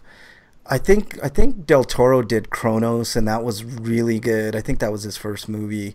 I could be wrong on that, but I think of other directors, and I think Jordan Peele is quickly climbing on that list of all-time great directors. And I got to see Twilight Zone, and I got to see a couple more movies before I put him on the Mount Rushmore. But I firmly believe that Jordan Peele is going to be, before it's all said and done, Jordan Peele is going to be an all-time great director. We're going to look back on Jordan Peele's career as a director, and there's going to be pretty much universal praise for what he's doing, because he's knocked it out of the park with Get Out, and equally impressive, he knocked it out of the park with Us. Us, without spoiling too much, Us is basically a duality movie with a lot of political undertone and just a double meaning, which is included with the doppelgangers. It's on its most basic level, it's a home invasion movie, but there's a lot of subtext and stuff that I really don't want to get into with the doppelgangers. But it's a great fucking movie, Eric. What do you have to add, man? My issues would be the fact that they kind of give away the twist too soon, and the other issue would be the dad's humor is kind of flat and shouldn't even be in there, in my opinion, because it doesn't really add to the movie. Yeah, I can see your point. I thought a couple of times you might have been right. There were some things that he said that were actually pretty funny, but the standout performance for me was Lupita Nyong'o. She is a great actress. She played 2 roles in this movie, as all the actors did, and they all did really good. But Lupita Nyong'o is a standout. She's a revelation, man. She is quickly going to become one of the great actors in Hollywood. And this performance was, it was so good. He had one minor issue, Freak5 says, really not a spoiler, is right at the beginning, has nothing to do with the movie. They get to the house at the beginning, the boy goes and gets the magic trick saying he forgot it there last year. Later the father says, we haven't been here in a long time since the grandma died. 1 year isn't a long time. Well, it depends. It might be relative. 1 year to one person is, but I agree, that's kind of a minor nitpick. Maybe a lot happened that year. That's true. Maybe it could seem like a long time, because Jordan Peele, he does a lot of things that very subtle camera movements, very subtle references in his movies. Did you catch that there was one point where I could almost envision us being in the same universe as Get Out, and I can't remember where I thought that. I'm thinking back, like there was something that was said in the movie that made me think of Get Out, and I'm wondering if they're kind of in the same universe. And it wouldn't surprise me if they were like interlocking themes and stuff to Get Out. But I think as far as the sophomore film goes, because you have those stunning debuts of a director, and they do a really good movie, and then they go out for their second movie and they flop. This is not the case with Us. Us is a fantastic movie, and I highly recommend anybody go out and see Us. Us is a great movie. I'm giving it one of the highest scores I've given of any movie. I gave Get Out, I believe I gave Get Out a 10.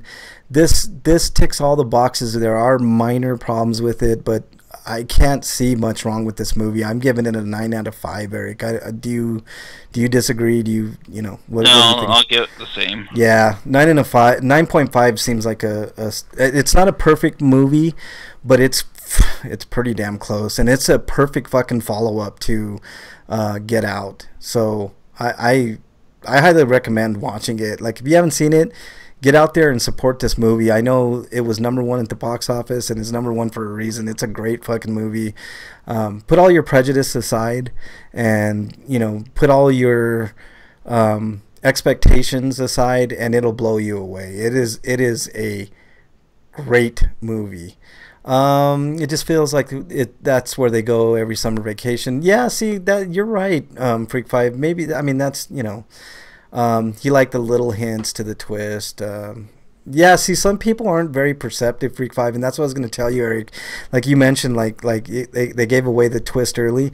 You have to be pretty fucking perceptive to see that. I did kind of guess the twist a little early, but you have to be pretty perceptive to kind of see what what's coming. And I don't know, I thought it was great, and the movie's great.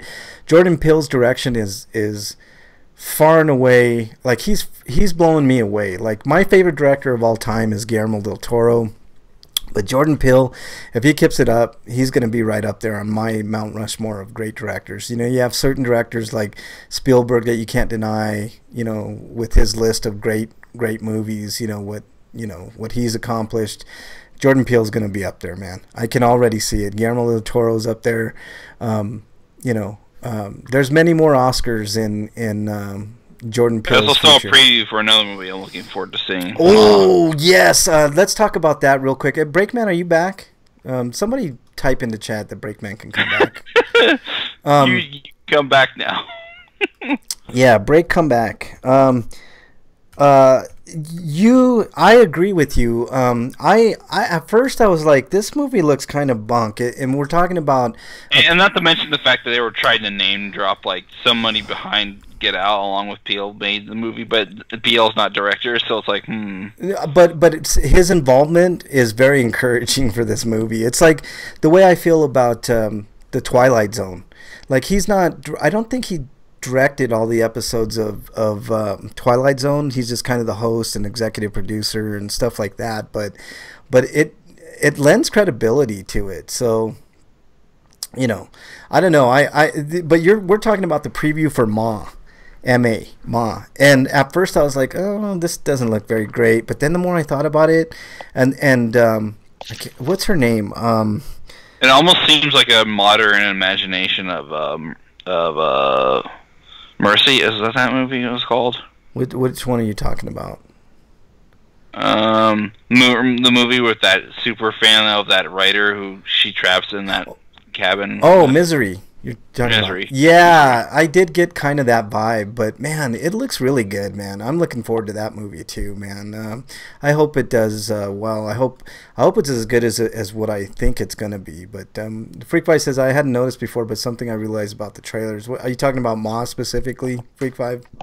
Also, Pet Cemeteries next week. That looks good too. I was blown away by that trailer. I don't like watching trailers because I don't like to be spoiled by anything, but Man, Pet Cemetery's looking good. I might have to see that too, man. And you know what? Early reviews are in, and it's hovering about 92%. So a lot of good things being said about Pet Cemetery. So I keep hiccuping. I don't know why, but whatever. All right. The only movie I'm really looking forward to is Oh, Endgame. And I wish I would have saw. I don't like spoilers. The thing with their trailers is like I kind of want to watch them, and then and I'm watching the movie like later, like okay, that part wasn't in the movie. Yeah, that part was in the movie. they I like do the trickery. Yeah, they do trick you on the trailers, which is really cool. I do like that because I don't like to be They're spoiled the only on trailers. ones that do, which sucks. Yeah, I mean, a lot of trailers try to make they change the speech to make it sound like it's going to be more dramatic than it is. Yeah. They do that for reality television all the time. Freak 5 said, or they'll play a line in a scene that doesn't match. Right, exactly. But only the Russo brothers have done that. This scene's not in the movie. It was never going to be in the movie. We're fucking with you. Yeah. Freak 5 says, it would be safe to call Us a black movie. And I noticed that there are more trailers for other black movies than before other movies. Freak 5, I disagree with you. I think we're finally getting to the top of that hill where I'm starting to think of movies like Us and Get Out as not necessarily black movies, but just good movies. I no longer am thinking that. There was a time where I was like, oh shit, this movie's going to tank because it's about colored people, people of color. And I whether it's Mexican, black, Asian, whatever. But I think we... And since Frank said that, I want to point out that Frank is the whitest guy I've ever seen. No. But I'm like, pretty pale. the reason I'm saying that is because there's movies like what's that movie that just came out? Crazy Rich Asians that just came out that could have been thought of as like a stereotypical Asian movie, I guess, but nobody took it that way, and I don't think anybody's taken Us that way either.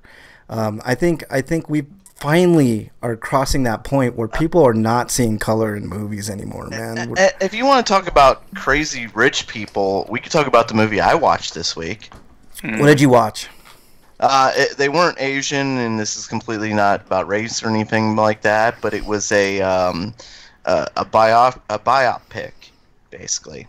Oh yeah, let's talk about this. It's supposed to be biopic, by the way. Yeah, biopic.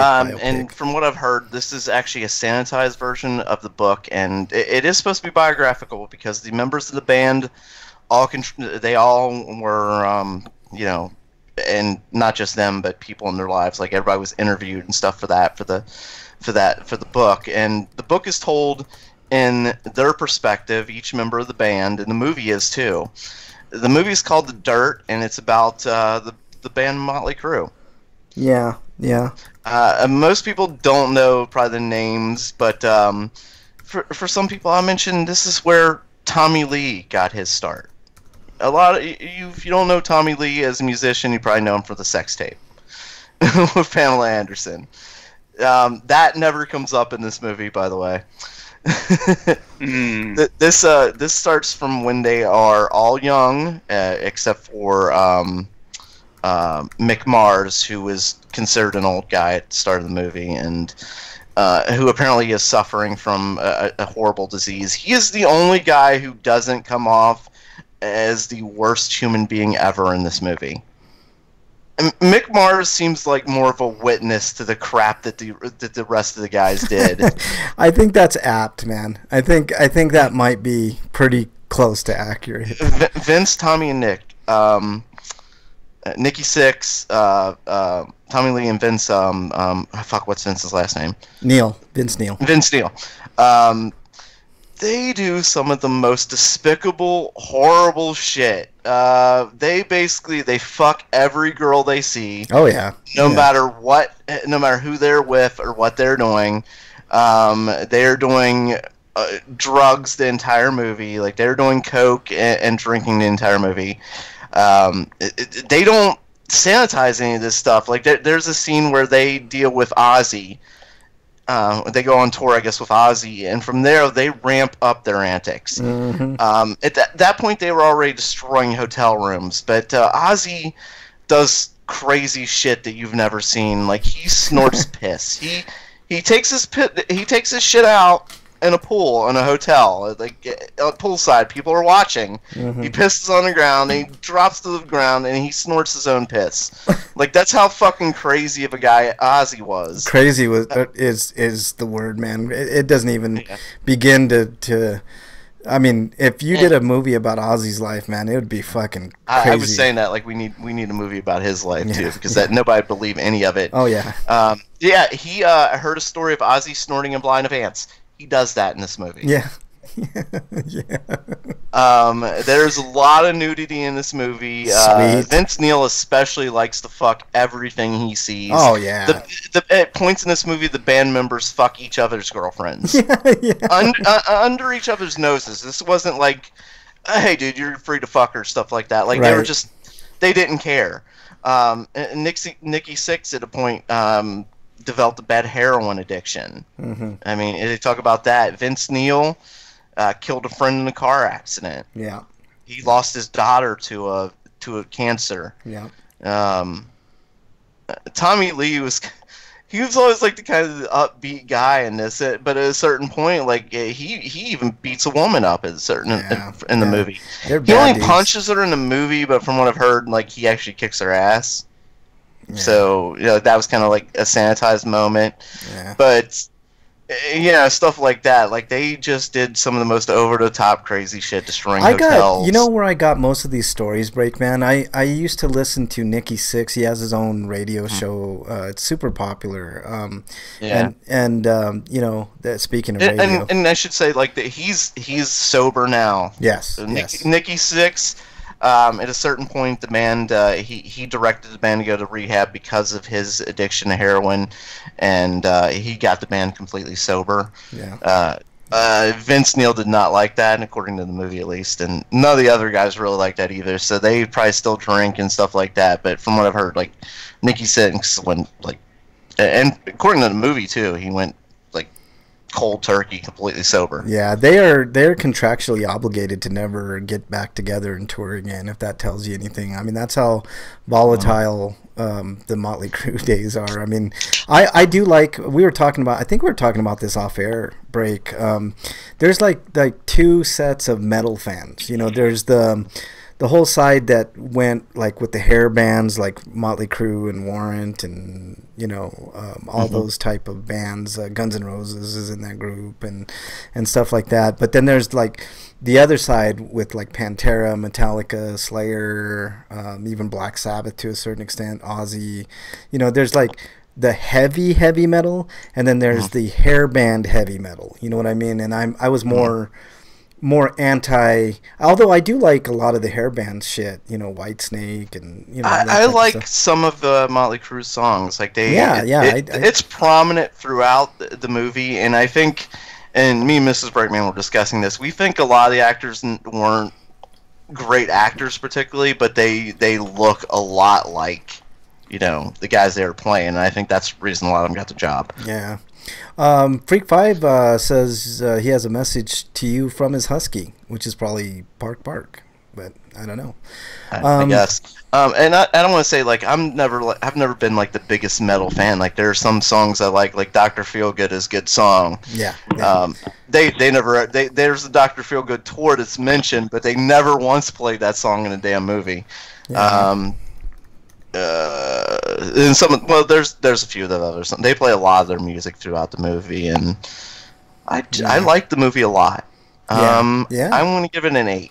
Oh, okay. Well, very good, man. Very good. I want to see it. I'm curious. All right. Well, so let's move on to. What is it? Stinko of the week. Eric, I didn't see a Stinko for you, so let's move on to break. Do you have a Stinko? Yeah. The country Brunei. Have you heard of it? Yes. I hadn't actually. I hadn't really heard much about it until this week, because this week I only just heard it now. No, I've heard just of now. it. I've heard of Yeah, it. I looked at Twitter and they're talking about how George Clooney's calling for a boycott of hotels owned by the Sultan of Brunei. Yeah, the Sultan of Brunei, who's ruled the country for like 40 years or something like that. He's always been like the ultra conservative type. So, but there've never been like this big political issues with the country and stuff like that. We've known a lot of the antics that have gone around in that country though, which are horrible. But the country itself has decided, the Sheikh himself has decided to enact Sharia law. Ugh, what a That is why George Clooney is calling for a boycott of them. For those who don't know, let's list off a couple things, or list off a few things. You know what? I'm gonna list off some things, no matter how many. I'm gonna shut up and start listing. Theft is punishable by amputation of the hands.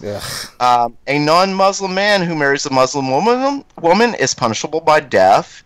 A male or girl found guilty of adultery is punishable by death.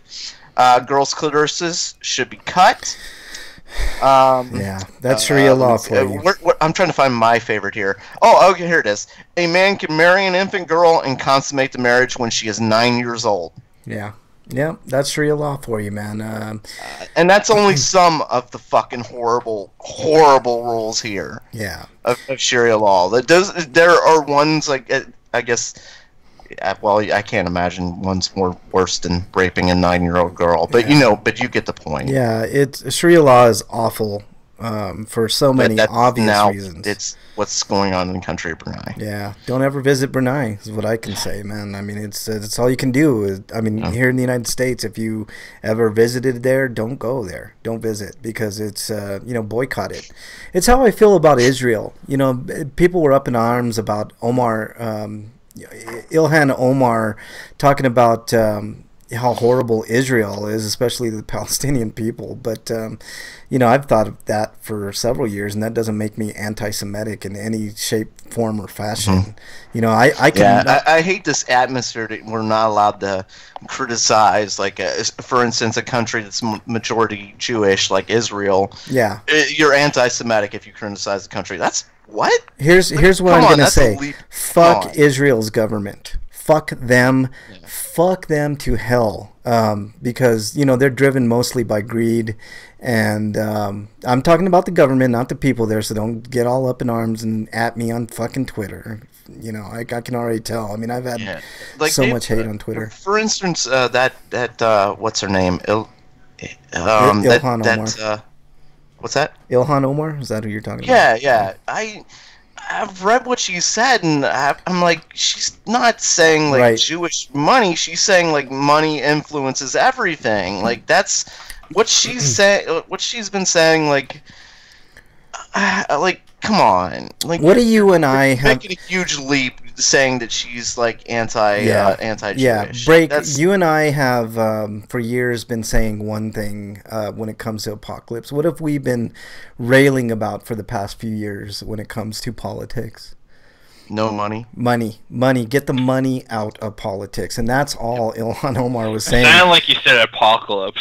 No, just get the money out. It did sound like you said apocalypse. Yeah, just get the money out. Money out of politics. That's. It's fundamental. Like if you're beholden to donors, you're gonna vote the wrong ways like 99% of the fucking time. So Ilhan Omar wasn't saying anything anti-Semitic. She was saying. I mean, just look at, for instance, like there have been politicians who have been closeted homosexuals. Yes. Who have voted against gay rights. Yes. And it's not because like they're homophobic, it's because somebody's paying them to. So they're like, you know what, I don't care about them guys. I'm getting money. It's money. I don't care about other gay all people. about money. Fuck them, I'm getting paid. As long as they're getting donations. Yeah. It's ridiculous. It's what it's all about with most of them assholes. This is why I think Bernie Sanders would make the best candidate. All of his donations, every single one of them are from single donors, and the max you can donate is $27. So I want somebody like that in office. That should be like a rule. Yes, for everyone. Yes, and they're trying. Like he would be the type of person to do that. Bernie says Mom 2 enjoyed the discussion about her question. Yeah. Did she enjoy my embarrassing revelation or my embarrassing I guess Well, I mean, they're true stories. Yeah, she enjoyed it, man. They're true. Freak 5 is talking about Break didn't flush again when pooping in his bathroom. So you gotta flush, Break. Well, as long as he's going to keep up the I pooped hashtag, I'm going to poop in his toilet. Not flush. I mean, I wipe. I poop today I is... clean myself up. I wash my hands. I poop today is a movement, sir. So you cannot stop the movement, bowel or otherwise. All right. Then I'm not gonna stop flushing his toilet. How dare you? That's gross. Freak 5 says his stinko is Betsy DeVos defunding the Special Olympics. Betsy DeVos is a special kind of evil. I put on Twitter. I had a poll. Well, she tried to, and then Trump, well, it could have just been a play-by-play with him. She takes the fall for being a bad guy. He gets to be the hero. Oh, of course. I doubt. I mean, kind of. I doubt he thought that up on his own. No, right. His administration advised him to do that. Look, here's the thing. Betsy DeVos is a special kind of evil. All right, she's a billionaire. Fucking. She's Dr. Claw. She is worse than Dr. Claw. She's the Wicked Witch of the West, and if everybody would just throw water, if anybody just throw water on her, she's gonna melt, and we're done with her. She is the most mealy mouth fucking person I've ever seen. She's motivated by fucking greed. She's the one that wants only charter schools, which I'm not supremely against charter schools. My kids are in a charter school. As somebody who went to a shitty high school, public school, I'm not completely against the idea of a charter school. I'm not. But as long as it's done in the right way. Like private schools and all that. Like I wish I'd went to a better school. Like my high school. But I went to a public school. Dump ass bullshit. Yeah, look, I went to a public school. Public schools are fine. You're going to get a fine education, although now it's really hard because of the amount of kids in school as opposed to teachers and the teacher pay. And, I can go on and on about public school and why we need more funding and stuff. And it goes back to why do we fund, almost a fucking $1 trillion, over $500 billion to the, war efforts and not donate at least a quarter of that to fucking schools. I mean, that would be too much for these fucking politicians, Republicans or Democrats. And if anybody ever tells you that the Democrats are the anti-war party, they can go fuck themselves. All right. The only people that are anti-war are very independent. All right.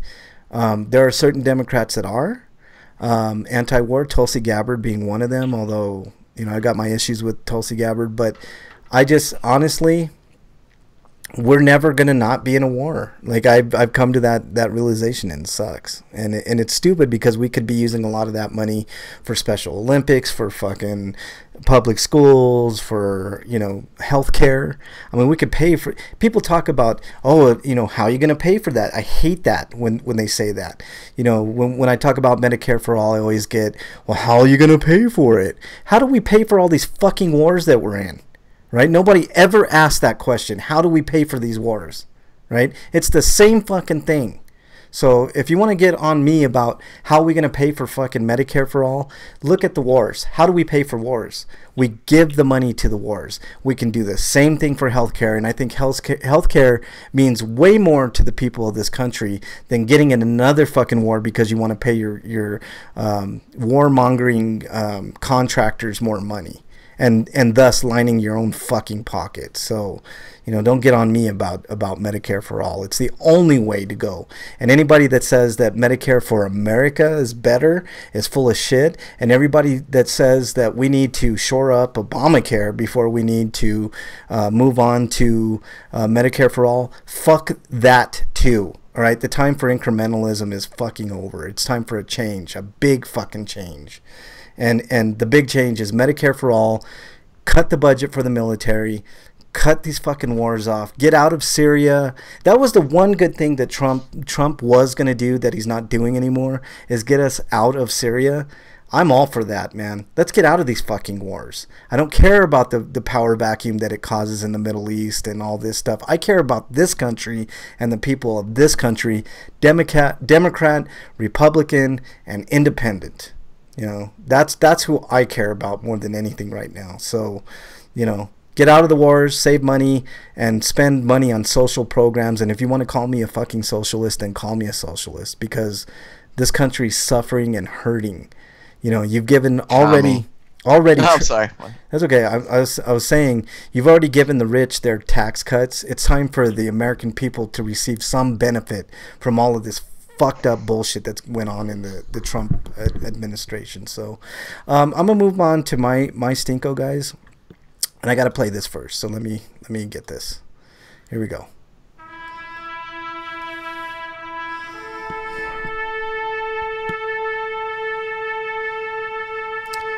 Guys, I have lost my pipe. I call this the Apocalypse 2020 or 2019 or whatever the fuck year we're in. My pipe that I had for I think like 4 or 5 years, I finally broke it, and I have to get a new one. Weed pipes, yay! So, yeah, anyways, go ahead, Break. Sorry. I had to play Taps, man. You there, Break? Did we lose Break? Yeah, I'm right. You can't hear me? I almost thought you walked off the show. What were you gonna say, No, Break? I was gonna say, I seen them at gas stations, Frank. Come on, man. Dude, you know Was it how... like a really good pipe or something? It was. Like, lots illegal around here, but like I see like pipes at gas stations and papers and stuff like that. No, like, yeah, right. You don't There's understand what me and this pipe have been through. Yeah, man. I'm not. You don't understand what It's a Dragon Quest pipe, isn't it? I'm not like. Freak Fight, let's get something very, very clear. I cared a lot about my pipe, man. I've been through hell. Is it a Gandalf pipe? No, it's just it was a glass pipe. I wish it was, man. It would probably still be around right now. But yeah, rest in peace, pipe. Bernie says. No, I've had this pipe through a lot of rough times, actually, and I was attached to it, which you should never get attached to a glass pipe because shit like that always happens. Same thing with the bong. I check this out, guys. I have a $300 bong. You know how much I paid for that $300 bong? $1. That's all I paid because I got a raffle ticket and I want it. But anyways, I'm deathly afraid of smoking out of that bong. Like I don't even want to take it out in the cold. That's how, precious that big ass bong is. So, losing that pipe, I mean, like there were many times where I was like by myself and smoking weed and thinking about shit and going through problems and stuff like that. And I got an attachment to this pipe, but man, yesterday I fucking broke it. I got up, I was sitting down. Did you break it fucking the pipe like Chaos is freaking No, I never fucked my pipe like Freak 5 loves to do. But I got up all of a sudden and it was like on my lap, and obviously I was stoned, and I got up and all I heard was and I was like, oh no. And I looked down and my pipe was in pieces, man. I was like, I was kind of sick to my stomach, but yep, the end of my pipe, man. So that's my stinko of the week. Let's move on, man. It makes me sad just thinking about it. I'm sorry, I don't mean to laugh. No, it was kind of funny. Dungeon. Wait, Dungeon Buster has a description of the pipe. Plus 5 pipe of the Frank, a lost relic said to inspire feelings of otherworldly bliss. Roll 1d20 to determine which world you appear on after using it. On a natural 20, you crave brownies and must eat one or lose 10 HP an hour. That's like some gauntlet shit. Oh man, that's awesome, man. I love that dungeon. You know what? I'm gonna copy that and I'm gonna tweet that out later, and I'm gonna pretend like I tweeted it. No, I'll give you credit, Dungeon, but I definitely, but yeah, the Pipe Apocalypse 2019, man, like I totally fucking biffed it, and it sucks because it was my favorite is pipe. But anyways, let's move on to happier thoughts with Sweeto of the week. Our Sweetos of the week. Break your Sweeto. It is now baseball season, and the Reds started it out with a win. Thank you, God. That game was, oh man. At times it was like, yeah, and other times it was like, oh my God, I'm glad I don't bite my nails. Oh my God. I know that feeling. Although we played the Marlins, so we pretty much it was 6-0. I was like, this game's over, Yeah, we're playing a division rival who dominated the Reds last year, so it was nice to start win off against them, the Pirates. Oh, the Pirates. Even though they didn't have the Reds killer last year, the Reds were just so bad. Yeah, the Reds did suck. Yeah, last Andrew year, McCutcheon had moved on. Who's he play for now? I'm not sure. He plays for, I think, New York, if I'm not mistaken. The Mets or the Yankees? Yeah, I think he plays the Yankees. I'm pretty sure. I'm pretty sure he's good enough to play for them. He really is. Like I've for years called him the Reds killer because he really every time he come against the Reds, he'd hit that. I love watching McCutcheon play, man. McCutcheon, he's a good player. He's a great player. Freak5 says his Sweeto it's payday and us is a Sweeto. Us is definitely a Sweeto, man. I'll get to mine in a minute. All right, Eric, your Sweeto. My Sweeto is the fact that there is going to be a Hello Kitty versus Gundam. Yeah. What in the world? That probably is going to be the greatest thing ever, man. That's so cool. Wait, that's not just a YouTube thing? No, it is definitely going to be a video. Oh my god. I want to see that. That sounds interesting. Oh my god. I think Hello Kitty's fans would be really upset if Hello Kitty lost. It's sort of like... Can you imagine how upset the Gundam fans would be? Make the Gundam people stop fighting. Do you remember watching the old Godzilla with that dude that did Perry Mason, Burr? What's his name? You mean the original Godzilla? Yeah. The American remake of the original Godzilla.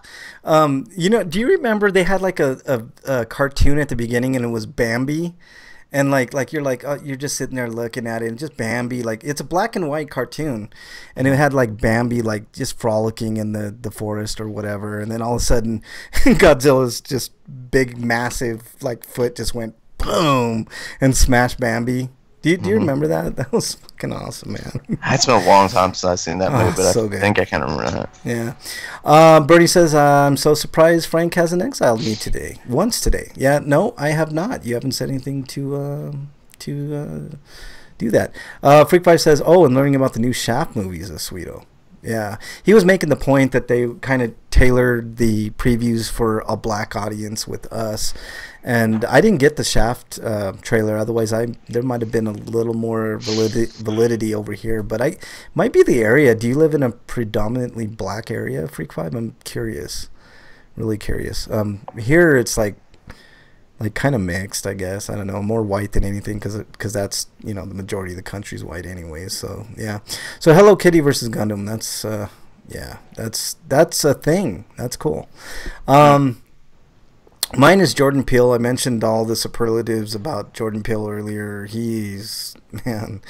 Jordan Peele to me is he's one of a kind, and I can't wait to see more from Jordan Peele.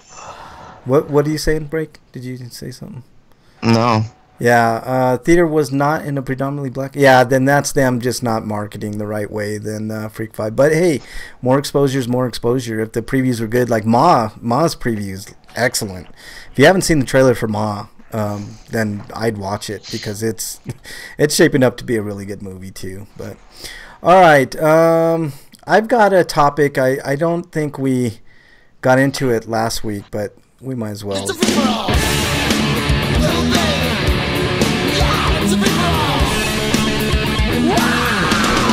Suck it! Alright, I think I teased it for this week, but criminal justice reform, guys. Like, speaking about black areas, Freak5,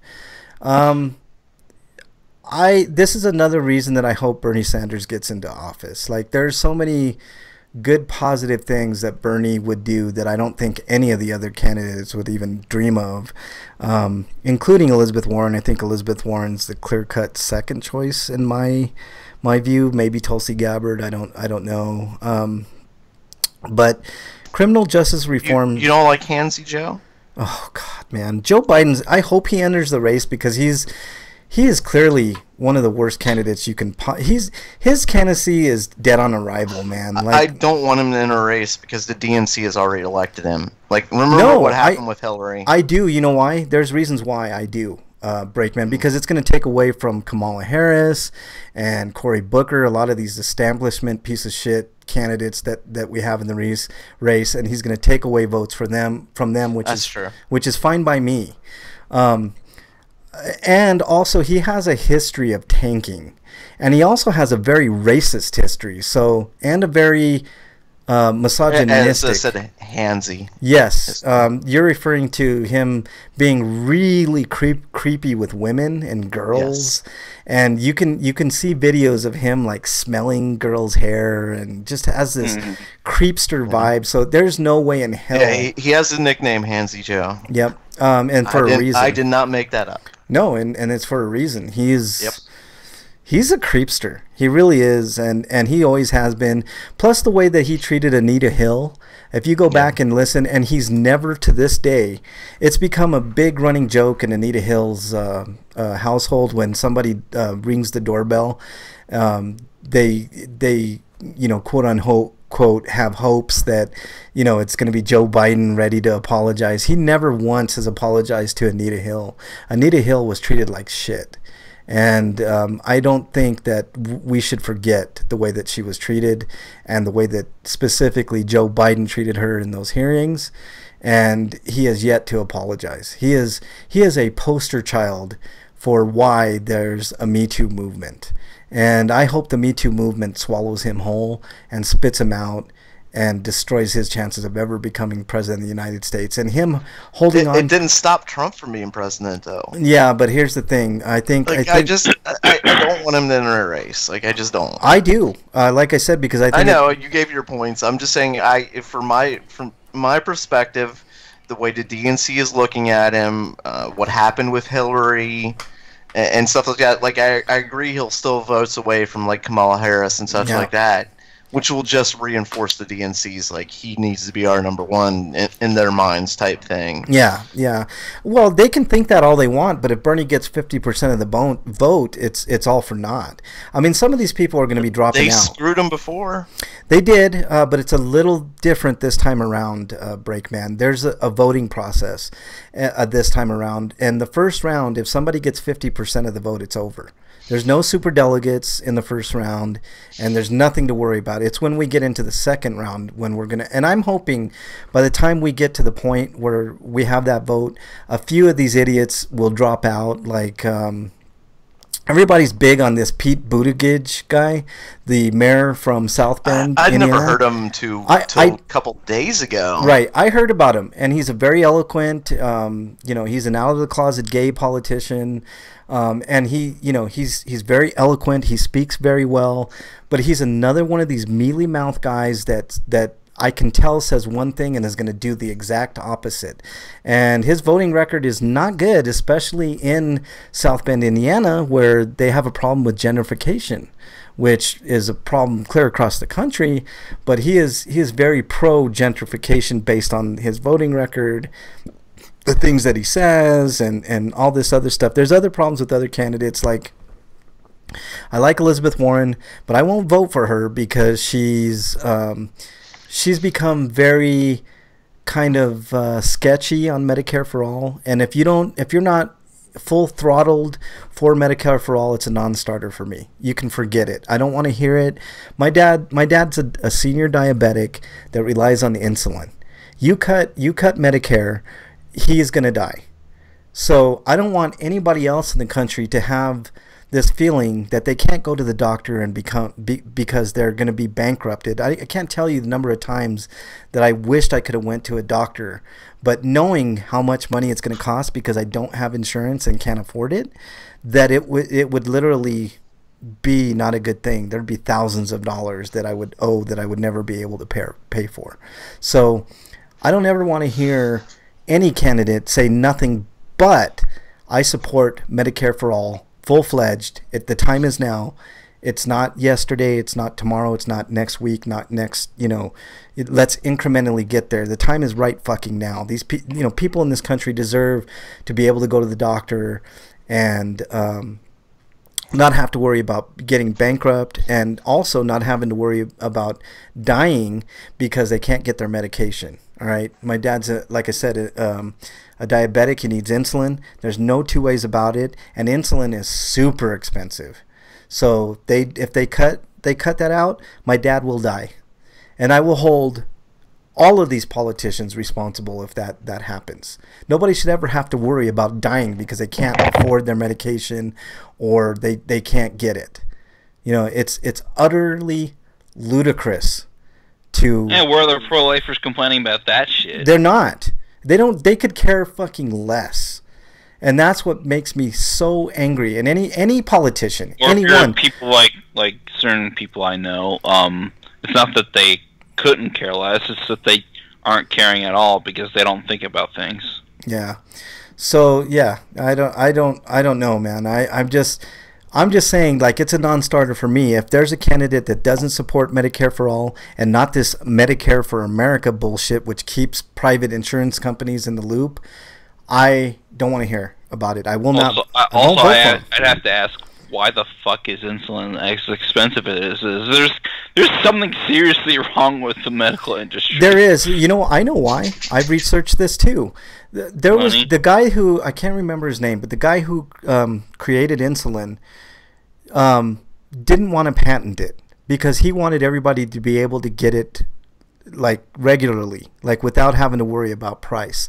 But the pharmaceutical companies got a hold of it and patented it, and now want to sell you insulin for crazy ass numbers.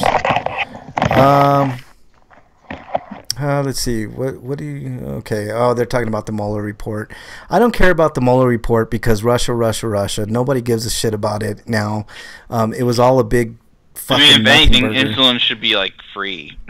Maybe not free because it costs to manufacture and stuff like that. But, you know, I just... It should cost at least so much, like, as much as a flu shot, which should be covered by insurance. Yes, the Mueller report wasn't a big nothing, though. There was a lot of things that they want. No, when it comes to Trump, they it don't was want nothing. the public to see. The president's going to get a chance to redact everything, according to Barr. Look, for 2 years, Maddow especially has been pushing this Russiagate bullshit. Well, see, the thing is, like, if she ever thought that there was going to be a direct link between Trump and Russia, she was insane. Like, that was never going to happen. Right. But because there are always going to be people that are going to fall on the sword for him, you know, type stuff. Right. There's not... Look, but there's enough evidence in there to help the other investigations that are going on against Trump, the investigations into his tax fraud and stuff like that. No, those once he's out of office, he's effed in the A. Yeah, and I hope. And I'm not... See, that's the thing. Like, I always tell people on Twitter, you guys put all your hopes on this fucking Mueller report over the past 2 years, and I've been telling you, the only way to get him out is to vote his fucking ass out. That's the only way it's going to happen. It's not going to happen through any report. It's not going to happen through, you know, any of his shady dealings with this and that, because he's going to do what he's going to do, right? Redact the whole Mueller report, you know, whatever. It's not that it was a fruitless thing. If it goes to him first, that's exactly what he's going to do. Right. You know, and he's going to say, no. You know, it's hiding stuff from us. But the thing is, just because it's hidden from the public, it's not going to be hidden from the investigators who are going to be looking into things. His obstructions, his tax frauds. They're going to get him on the tax stuff. That's the only thing that they're going to get him. The obstruction stuff is over. All right. See, that is well, no. I'm not talking about his obstruction of You're talking about the paying for the sex. Yes, his obstruction, the investigation of the Stormy Daniels investigation, which we have seen as a public him do. Yeah, well, I mean, seeing and indicting are two. I mean, I said, but there are a lot of entities that are going after him right now. Is what I'm saying. Yeah, I'm not saying that he is for sure going to go down. Because God knows there is no justice in this world anymore. Or you know what? There never was. In this country. Right. No, it's like that everywhere. There's just no justice. There's no such thing. But, you know, here's the thing. Like the Mueller report aside, I've said it. There's not going to be anything I mean, the Democrats are already taking impeachment off. Probably because they saw this coming, you know, with the Mueller report. And I don't know why anybody hung you know what? I've criticized Nancy Pelosi a lot. I'll give her credit on her handling of this whole incident. Yeah.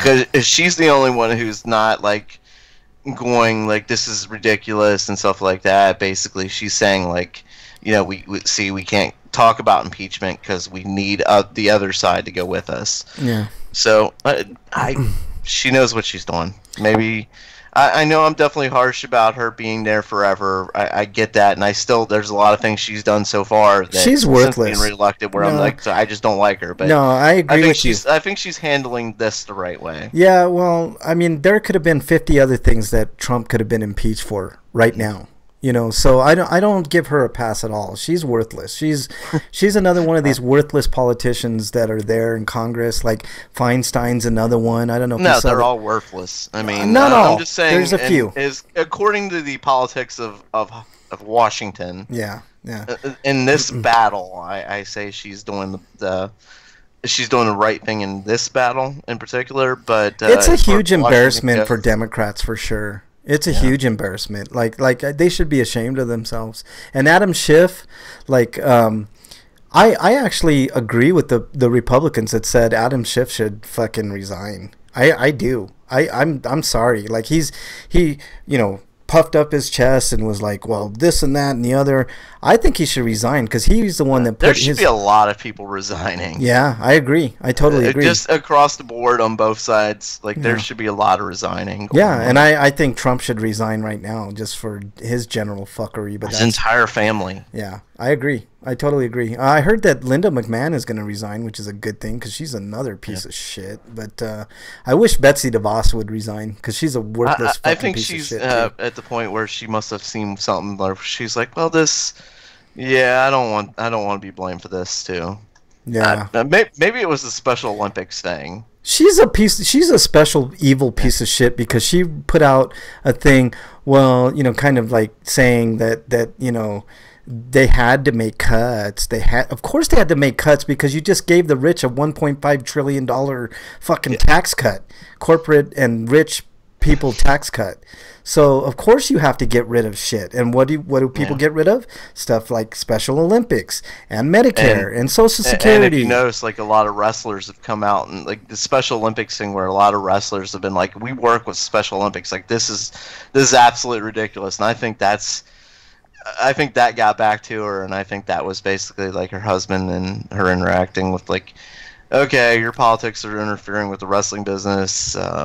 Maybe we should walk away from politics. No, I hope. I mean, you know, if that's the reason, then good on her. But Linda McMahon's not a saint. This seems either. really sudden because she was actually next in line for.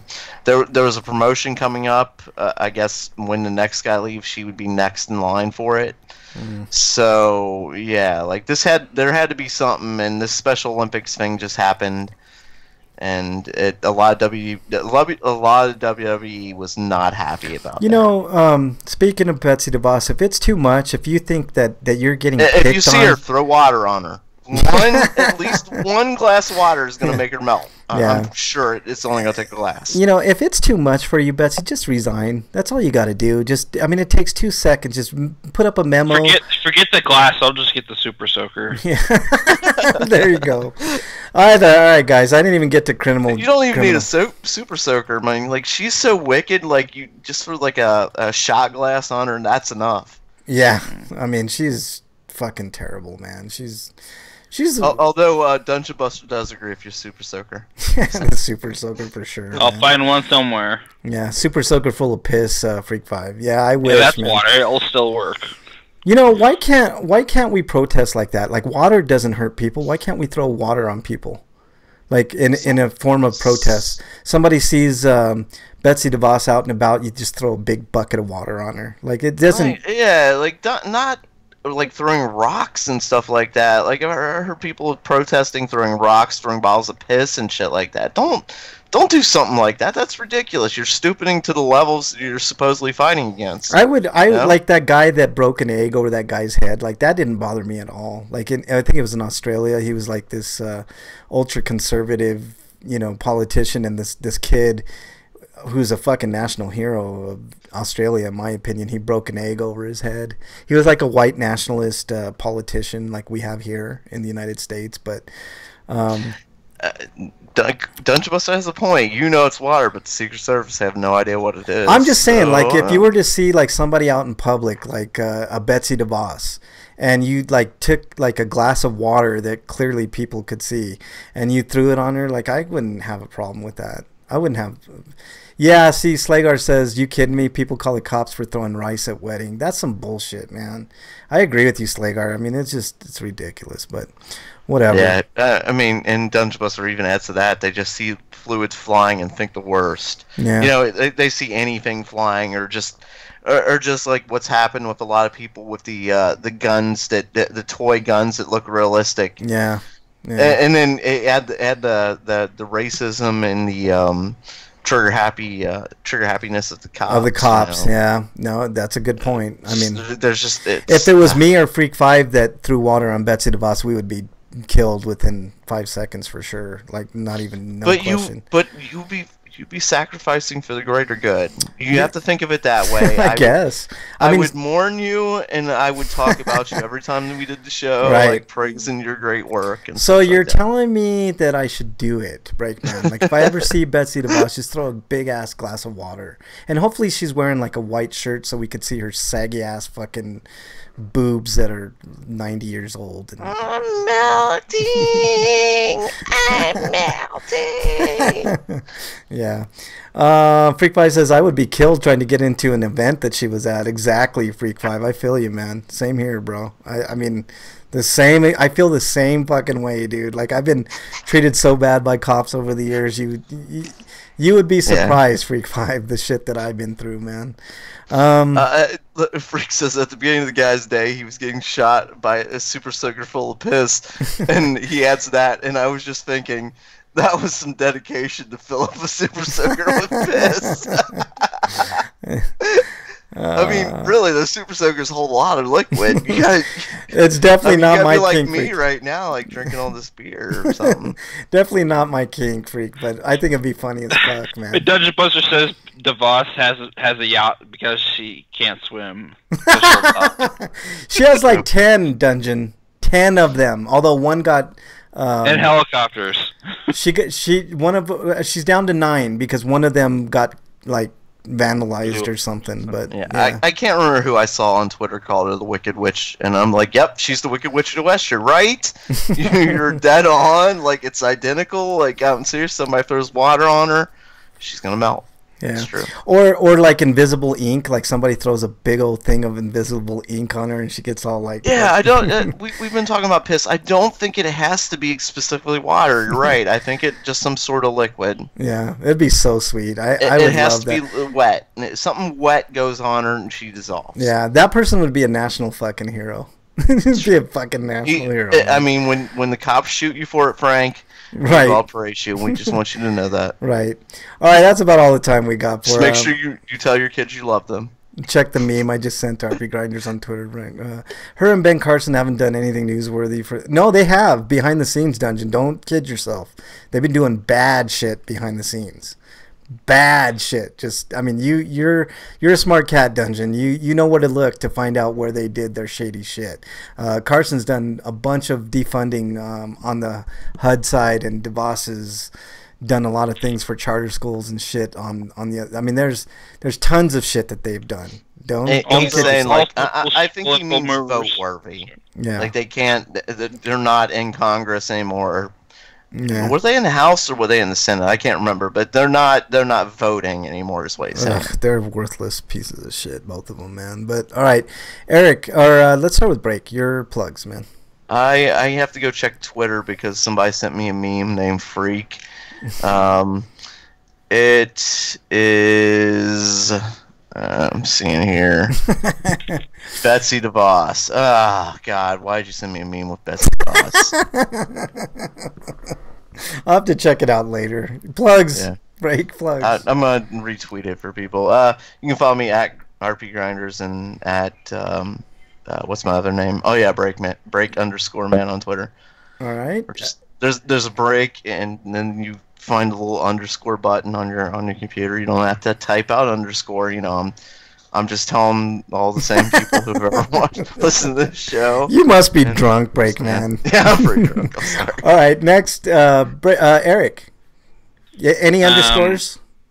Yeah, you can find my Patreon on my Twitter account at RPG, and you can go to websites I've written for. Like, I got reviews of a bunch of different games, and this week I only managed to get one up, but I'm gonna do some over the weekend because that's probably the only time I'm gonna be motivated enough to do something. But I've got to play some other stuff. But I have a review of Assault Android Cactus up on TotalEGN.com. But there's also my Castlevania retrospectives that I've been putting out. We did the GBA and DS games and Bloodlines. And next week we're doing the episode you all been waiting for, the Lords of Shadow episode. Oh, there we go. Yeah. All right. I want to thank everybody in chat. I know Glitty was in chat earlier. Wyland was in chat earlier. Banana Nananan is in chat. I love that. A good friend Freak Five's in chat. Check out his show, Zombies Anonymous. They're always in chat. Like, is that somebody waiting, like, just for us to do the wrong thing? Or Probably. Say the wrong thing. They never log off. No, they go into chat. Like, I see them go in, like, during the show. Good friend Freak Five, check out his show, Zombies Anonymous. I think they're back up and running. I'm just waiting for one day that the name pop up in chat. Gotcha! Commander Root was in chat. What happened? Was it something I said? No, it was Eric. That guy said it, not me. European Police is in chat. Polizzi, Polizze _ Positivity Bot, Dungeon, of course, our good friend Dungeon was in chat. He's been playing a lot of Anthem and other fun games. I think I saw him playing Sekiro too. Good friend Slagar was in chat. What's up, Slagar? Nice to have you in chat this week. Freak thinks it's the FBI. He's an FBI agent. I think he's an ICE agent. He's after you, Frank. Probably, man. He probably wants to throw me in those detention centers, man. I won't go anywhere near the fucking border for that reason right now, man. Sneaky Ado was in chat. And I'm sorry to laugh at that, but that was also funny. Yeah, Sneaky Ado was in chat. That's a great name, Sneaky Ado. Type some stuff into chat sometimes. We don't bite. And Tade, Teyyd, was in chat. Thank you so much for joining. We really appreciate it. If you want to follow me on the Twitter, it's at Frank Branches. If you want to follow me on any of the consoles, it's RPGrinders. Just look up RPGrinders, you'll find me. Go ahead and add me. I bet like one of those people is in there to monitor our language and another's to monitor video. They're just waiting for us to show like some boobs or something, like naked breast. I got them. I know. They're waiting for female nipple. Any excuse. I should. You know what I should do? I should do like a micro, like one of those micro pictures of a female nipple where you see like 10 times, or 30 times, like you don't know what it is, and that'd be like a running joke that I actually showed nipples on. And it's actually just a dick or something. No, it's an actual female nipple, but like 30 times or 50 times, like microscopic, like where they can't tell what it is really. I'm thinking about language though. There's nothing that I can think of that we haven't said. Yeah, exactly. I mean, because we've talked about like racism, so we've mentioned like racist terms and stuff like that. Yeah. I don't think we can get banned on that, but for sure the visual of a female nipple would get us. Yeah, I know. Any visuals of female nudity get you in so much trouble. Yeah. Oh my God. I'm always careful when I open up Freak Five's like links, because I don't want to show anything on the stream that would get us banned. I remember how it was when I was a kid, and like it was so hard to find a naked woman. Oh yeah, dude. Trust me, I was one of those guys that like had one of those like back in the day they had those cable boxes where they were kind of scrambled and you could kind of see a nipple here and there. Yeah, exactly. I told you when I was young, like when I was a teenager, that was the only reason I watched horror movies ever. Like I didn't like horror movies. I was watching them because I wanted to see naked women, and they're more likely in a horror movie than pretty much anything else. Visual on YouTube, Freak Five, you son of a bitch. He says, "Oh yeah, Frank, I laughed so hard at us." The comment of Heideki. What kind of white people shit is that? Yeah, exactly.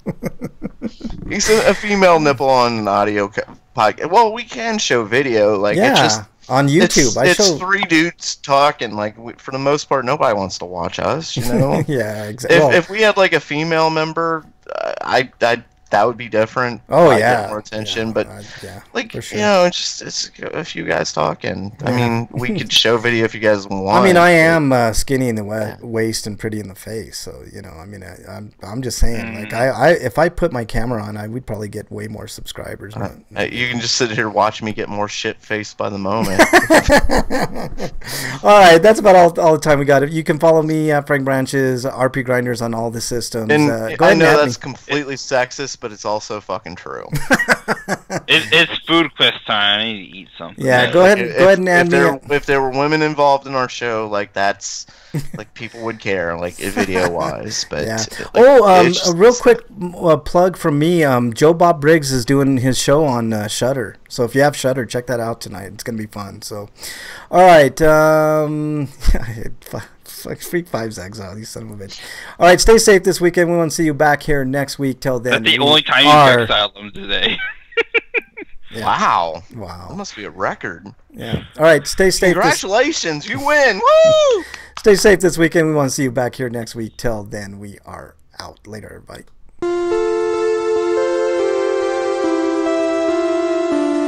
But it's not a proper celebration without some cowbell.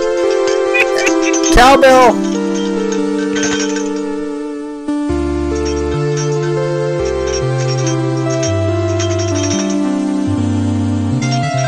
Love that cowbell, cowbell every day.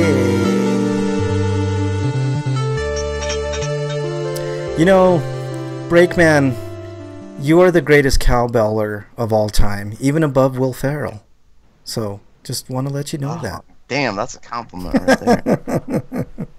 All right, thanks, Chad. I know we went a little over, but it was a fun show. So, you know, if you don't like it, then you don't like it. Don't listen. I looked at the time like a moment ago, like, holy shit. Time flies when you're having fun.